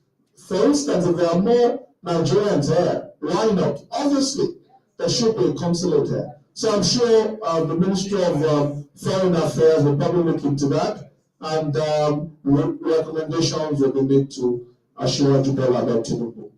For the second question, you mentioned the fact that we will travel to most parts of the West, and the way we talk about it to the diaspora is not what it is. I totally agree with you. In fact, in the United Kingdom, it's even worse.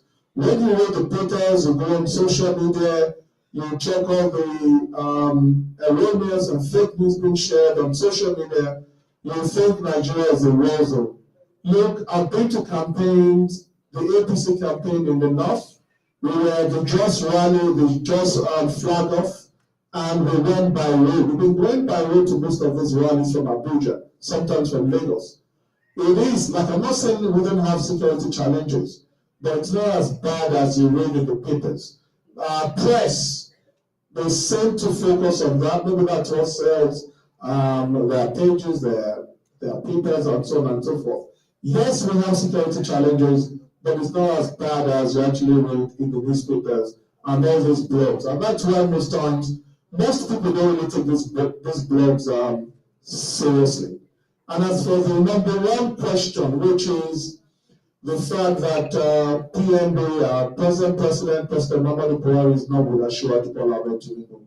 Well, I will go by what President Buhari said himself at one of the rallies. When he raised the hand of Asiwaju Bola Ahmed Tinubu, and he said that I support him as a man of integrity and Nigerians should vote for Asiwaju Bola Ahmed Tinubu. He has said that not once, not twice, and I believe him for what he says.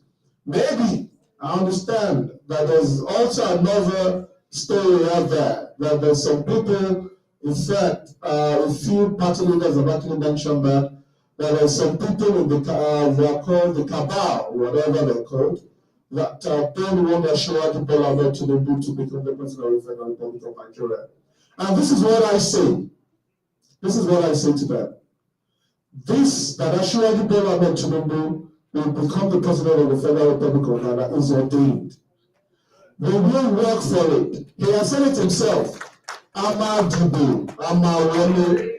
It's not the cabal or whatever they are called in Aso that will determine who wins or who is the next president of the Federal Republic of Nigeria.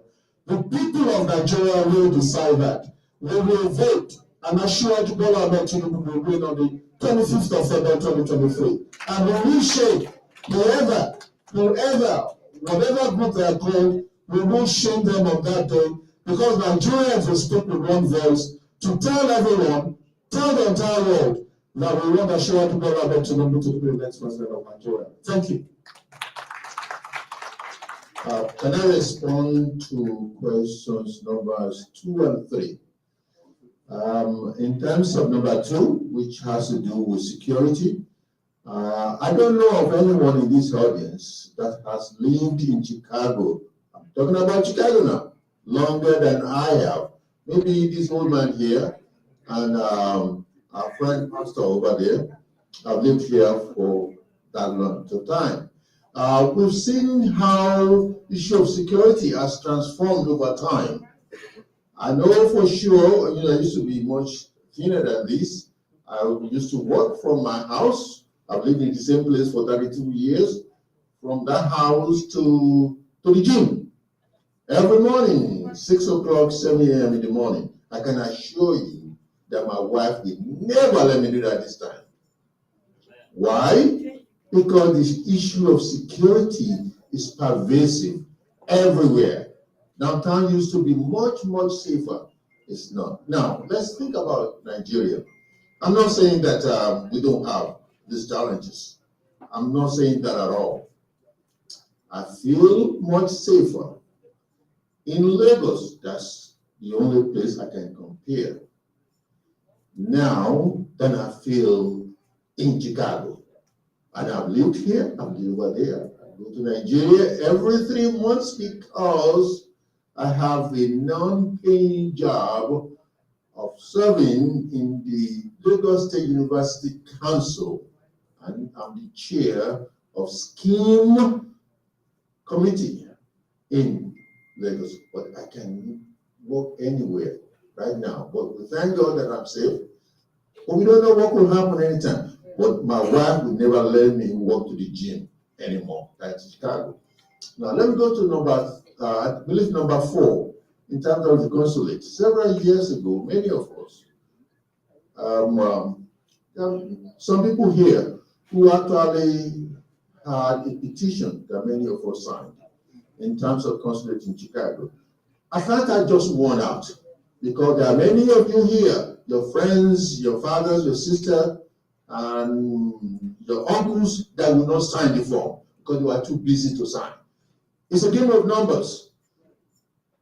Atlanta had more signatures than we had. That's why we did not have a consulate here in Chicago. So you need to go back now, regardless of what happens on the 25th. We know Ashwadi will win, and we know that he's a supporter. We know that Chicago is the center of civilization in USA. It's going to happen. It's going to happen. Thank you, sir. Thank you, sir. One more question. Ladies and gentlemen, just excuse me. Yes. We're not saying this. I'm saying it for sure. But believe me, if anything Chicago wants, Chicago will get it. Good evening, ladies and gentlemen. All protocol duly observed. My name is Poinbumi Ajibade Mamamiliki. I'm here this evening because of Ashwadi Bola Ahmed Tinubu, Jagaban of the universe, Area of Egaland. Because I've met him so many times, and the way he approaches people about things. He will listen to you, he's so caring. When he was in Chicago, when Dr. Amuwo was having his 17th birthday. I spoke to him and he listened to me. But the reason why I'm working for him is because during the primary in Abuja last year, I sponsored some people to Abuja to vote for him. And after the voting, I had a voice, because people don't know the reason why I'm working for him. I had a voice that said, work for him. I swear to my God. So when we are campaigning for him, I'm using all my strength, all my power within me. Even in Nigeria, all the Southwest, I have coordinator, and I'm happy the way they are going around, which I pray in 2023 we have now, by God's grace, in February 25th, he will become the president of Nigeria. And I'm seizing this opportunity again to thank my brother that came all the way from Nigeria because of this. And all my sisters that are behind all this program. Dr. Amuwo, I thank you so much, because you are my uncle's friend and you've been there for me since when I know you. And Dr. Kayode as well. And the way you are doing it, I know you people, like you said, you are not politicians. But all what you are doing now is better than some politicians, because you are using all your power, all your means, all your effort, and all your money to work for Asiwaju Bola and Tinubu, which I pray that all what we are doing will never go in vain. And we will reap all what we are doing for Asiwaju Bola and Tinubu. And God will give him long life to rule Nigeria for us. Because I know he is the one that can rule that country and take us to our promised land. Thank you. Thank you, man. Thank you, man. Thank you, man. So I have two questions from online. The first question is from, my name is Deji Akinfu, Akinfu Afiku Yomi from Spain, watching live. I'm sorry if I butcher your name, sir. I'm very, very sorry for that. My question is, what plan does the president have in supporting diaspora entrepreneurs who are startups? Like I think that was answered previously, probably we missed it. Entrepreneurs are also Nigerians in the diaspora. First and foremost, two things. There's something in Nigeria, there is a program in Nigeria called Ease of Doing Business. But before I come to that, let me talk about the DV, which is the diaspora voting.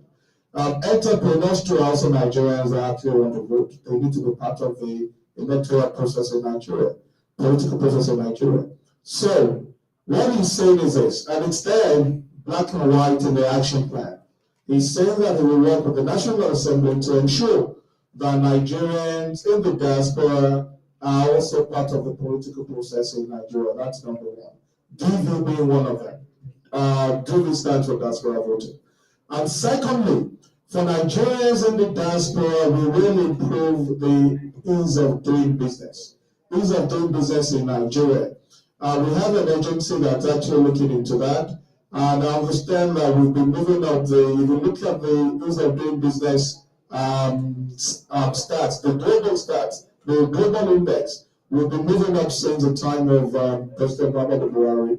And with an assured presidency, I'm sure we will do far better. Because remember, he's not just a very good politician, he's not just somebody who has been in government, he's also somebody who's worked who's actually worked in Chicago, USA, as an accountant. If you remember, the man is also our presidential candidate, is also a seasoned accountant. So we understand businesses and how to actually improve them. Thank you so much. Thank you, sir. Okay, the second question is from Simi Eti from UK. What plan does Asiwaju have in its manifesto on youth participation in public office? Again, we've actually addressed that, but again, I will just put a summary. First and foremost, he's actually given, I think, about 2 pages of that in his action plan. Please, everyone, and to Ms. Eti from the United Kingdom, if you can go to it, like I'll repeat it twice, it's called teamtinubushetima.com. Again, it's www.teamtinubushetima.com. I'll repeat it for the last time. It's www.tinubushetima.com. And also, if a person, a video person can also type that and bring it up on the screen. www.teamtinubushetima.com. It's got, we can download the soft copy of the action plan. It's got the profile of Asiwaju Bola Ahmed Tinubu, that for those who don't know. And it's got the profile of our vice presidential candidate, Senator Kashim Shettima. And in addition to that, there are a few erroneous and fake news that have been going around. Asiwaju is 101. Asiwaju's daughter is 96. Also, Kashim Shettima was coming with and all sorts of funny stories, fake news. We've actually on that site, on that page, www.tinubushetima.com, you will find answers to all those erroneous news, because we believe we had to do that. Again, that portal was actually put together by the Diaspora Directorate so that Nigerians will actually have the facts of what happened, and all the pictures have been shown on, being posted on social media about our vice presidential candidate, dining with terrorists and all that.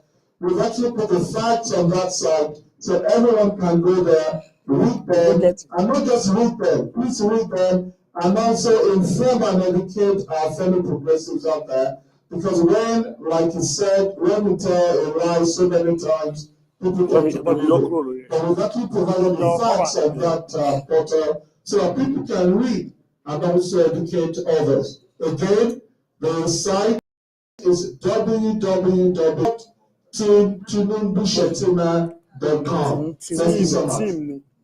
Thank you very much, sir. Thank you very much. So we're going to move on to the next item because of time. Thank you very much for all the questions. We've been enlightened today. Thank you, Prince Ade Umole, for your swift to answer the questions. Thank you very much, sir. We appreciate it.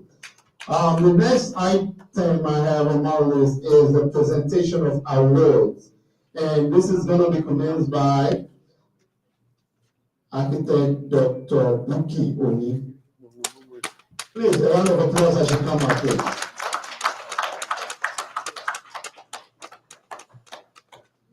Where's the plug?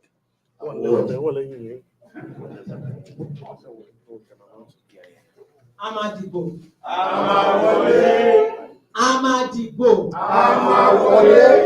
Good evening, everyone. You're all welcome once again to this special occasion. It is a great honor for me to be speaking before you all today. I'm here speaking in honor of a distinguished member of our society. He's the winner of this year's award, and we're going to speak to some of the things that he's done.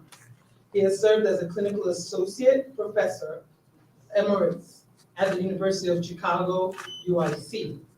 Following his official retirement, he left to devote more time to Nigerian affairs, both in diaspora and Lagos State, Nigeria.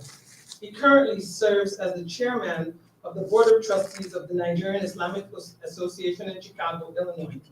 Member of Board of Trustees of the Light of Islam in Harvey, Illinois. Member of the Lagos State University Governing Council, and has served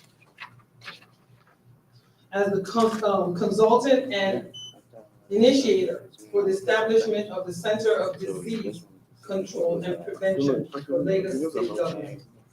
During his tenure at the UIC, he single-handedly brought more young people and African American and African descent that believe in saving lives and preventing illnesses, surpassing any record in the history of UIC, thus advancing the course of Nigerians and African Americans in general.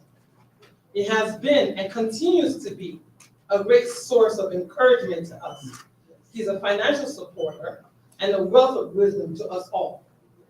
We are here today to show our appreciation and recognize an icon in our society.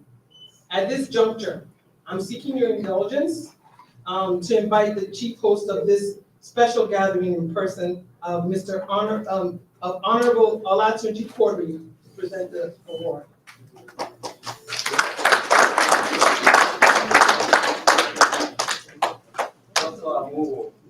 I have the greatest honor of presenting this year's award to very close associate Bola Ahmed Tinubu and the unwavering support since the inception of TPF, Tinubu Presidential Forum here in Chicago. Kindly put your hands together for Dr. Trafficking Amour.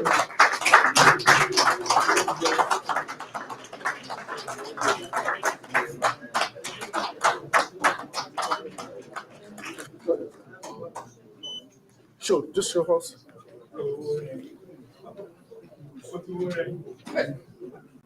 Sorry, excuse me.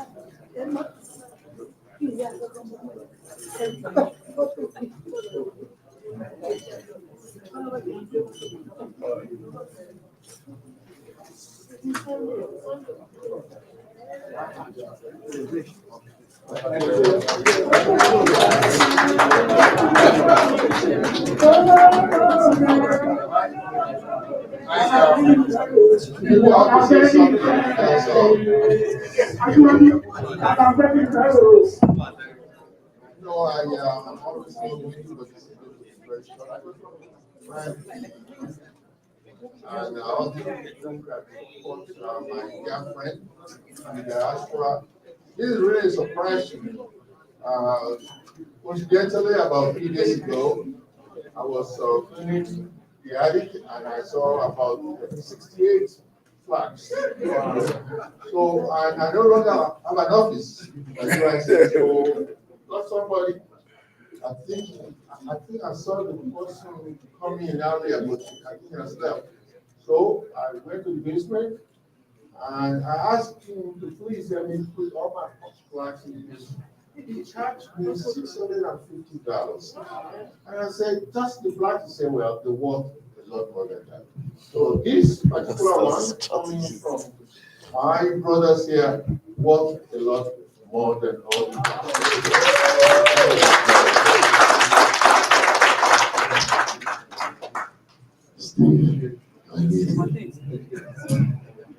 All right, thank you so much. Please, a round of applause for Father, please. All right, let's just give a brief. I'd like to say thank you to the organizers that want us to listen very well. On the screen, some few minutes ago, you saw a very interesting initiative that I created. I know some of us have heard about it. How many of us have heard about Ashwaju Radio before? Ashwaju Radio? Okay. So to the glory of God, I put off this Ashwaju Radio. I initiated it, founded it some few months back, and with the motive of educating people about the great icon Ashwaju Bola Ahmed Tinubu. And this is a voluntary project, and this project has given birth to a lot of information about Ashwaju. We hosted key leaders, friends, and associates of Ashwaju Bola Ahmed Tinubu on this radio.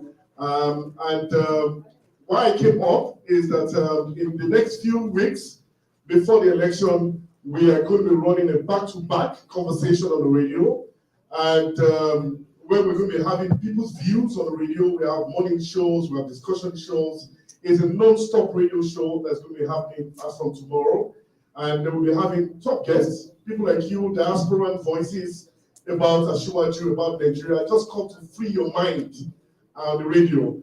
If you're interested in jumping on the radio as a guest or running your own show before the election or during the election, giving your own analysis about the election, please, you can get back to me or go on the website and send us a message.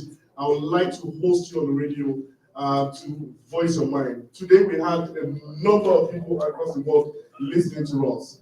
Sometimes we have 2,000 listeners, 3,000 listeners across the world. We've hosted him on the radio and hosted different people on the radio. Festus Kiyamo, a lot of them have been hosted. Different ministers and commissioners have been hosted. Governors have been hosted. Yaya Bello, a lot have been hosted on the radio. But we also love to host you, diaspora, to also have your voice. The voice of the diaspora has a lot of mileage towards national development. Please, we'd like you, if you want to jump on the radio anytime, any day, please just get back to us. I would love to host you, to have your voice, you know, to the outside world on ashwajuradio.com. Thank you so much and God bless you. Hold on, Steve. We've had everybody. You didn't have me yet. Okay, sorry. Anyway, moving forward.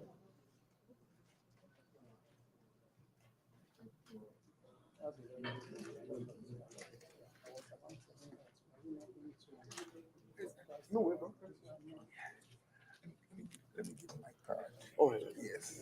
I need to change that email. I'll give it to them. If you have your own. Yeah, I do. Yeah, I'll give it to you before I leave it.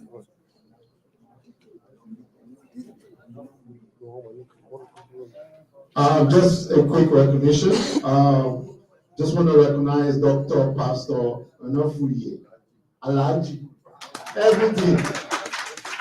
Thank you, sir. Thank you for coming. Thank you very much. I just want to thank the distinguished panel, Dr. Mole, Dr. Amuwo, and Dr. Shonoki, my very good friend, Amuwo and Shonoki. For those of you that haven't been in Chicago for too long, Amuwo, Shonoki, myself, Ashiwaju, the late Dr. Olopopo, we were here in Chicago back in the days. And we know Ashiwaju very well. He has the capability to organize, to bring people together. The Nigerian American Forum that we founded in Chicago not only include Yorubas, but Igbos, Hausas, Fulanis, everybody in the Chicago area was a part of this organization. We know what Ashwaju did. We know how he made his money with the biggest accounting firm in the world, really, in Chicago. KPMG, Anderson Consulting. So we know that this man is a very reputable man. We know what he did in Lagos, Nigeria. Those of you that haven't been to Lagos, when you go to Lagos, don't believe what you see in the news overseas. Lagos is no different from Chicago. When you go to VI, you will see very beautiful houses. You will see beautiful roads. You will see beautiful beaches. That foundation was laid by Bola Ahmed Tinubu, the presidential candidate. We know that when he gets in power, he will change Nigeria for the better. He will spend the money to develop the country. He will spend the money to develop the roads. He will spend the money to build schools. He will spend the money to build hospitals. So we really need to be careful of what we're hearing other people say. We need to be believe in the truth, to ask the people that know, to go and see for ourselves. The people that are there, that have been stealing the money, that are not taking care of the people, Asiwaju is not one of them. He made his money legitimately. He made his money consulting. He made his money building that country, building the state of Lagos State, Nigeria. So do not believe anything that you hear. Ask your people, encourage them to make sure that they go and vote so that we can have our next president of Nigeria to be Chief Bola Ahmed Tinubu. Thank you very much, Annie. Thank you very much, sir. We appreciate your comment and we appreciate your presence. Thank you very much. At this time, I'm going to ask the Tinubu Presidential Forum, diaspora members and executive, please come to the front, please. If you're a member or an executive of the Tinubu Presidential Forum, diaspora, please stand up if you don't want to come out so we can recognize you. So I'll tell you come to the front. Whichever come to the front. While they're doing that,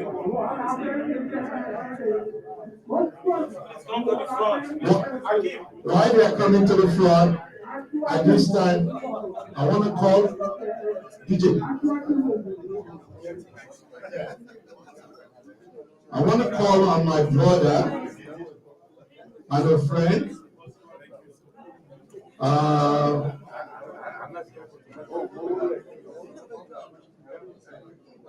I'm gonna bust him now because he only called yesterday afternoon to come and MC this event today.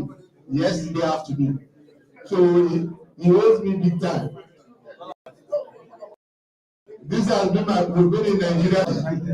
We've run a lot of political campaigns together. We've done a lot of things in Nigeria together.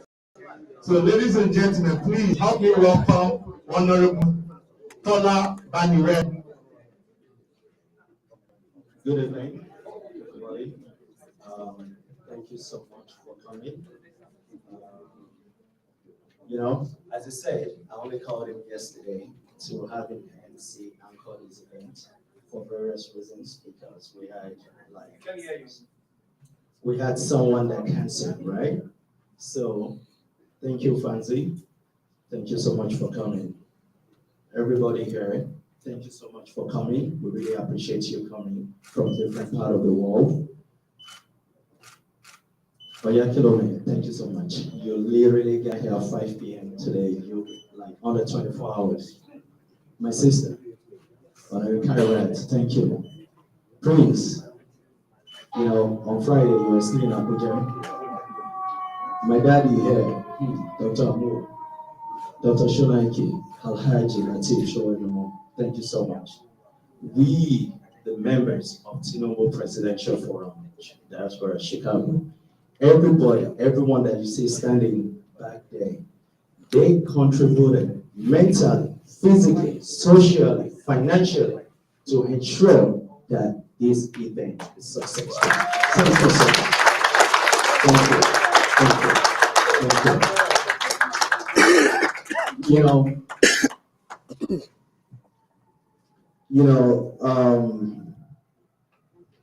As everyone knows, Asiwaju Bola Ahmed Tinubu spent the majority of his life in Chicago, and every one of us has experienced one thing or the other. And for me, I was telling Prince when I picked him up, when I was in high school in Lagos, in Nigeria, Lagos, right? I remember he coming to my high school then. My friend, he writes for Vanguard right now. We're reminiscing about it, right? And I'm like, well, he has visions, he has technocrats around him to ensure that things that he wants gets done. And please continue to call everyone back home. If each and everyone here calls 10 to 20 people back home to go vote, it goes a long way. just call them, please. Yeah, there's so much I can say. Everyone in the audience, thank you so much for coming. We really appreciate it. Thank you so much.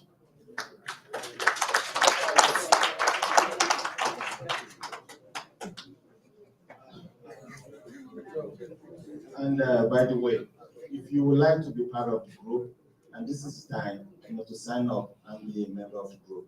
Thank you. Please, we need to be more and campaign for Ashwaji Bola Tinubu. We need you at this critical time. Thank you, guys. Olubodun, I see you there. So we cannot push this enough. Remember, we in the diaspora, we spent over 21 billion sending to Nigeria. And this is the only way we can show our power to tell people that we take care of, that we send money to go and vote to better their own life. So that the stress will get off us.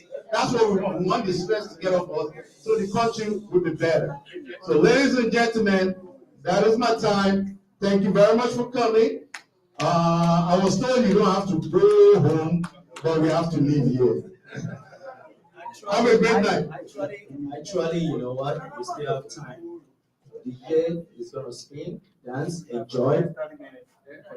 And they say, once Ashwaji win, we are coming back to celebrate a big party here in Chicago. So let's go.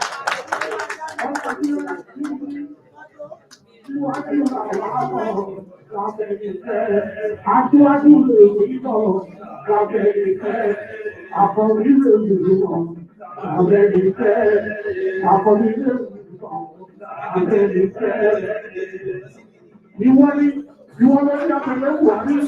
I'm going to go. I'm ready to all right, go for it. I'll get there for it. I'm not sure you're for it. You want to jump in the water? I'll be at you. I do not want to. I'm ready to I'm going to I saw you go now. Then you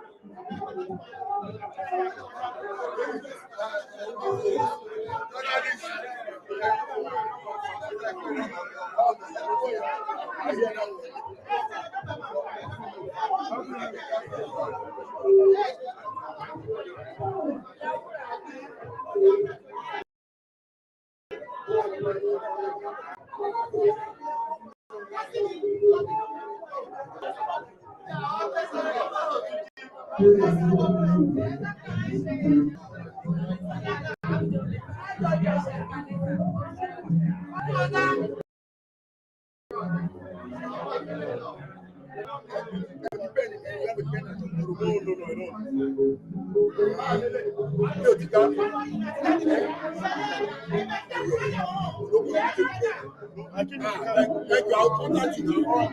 Hey, do you only do Nigerian African forum or do you do every general? We do general. We have like this general election that is going on.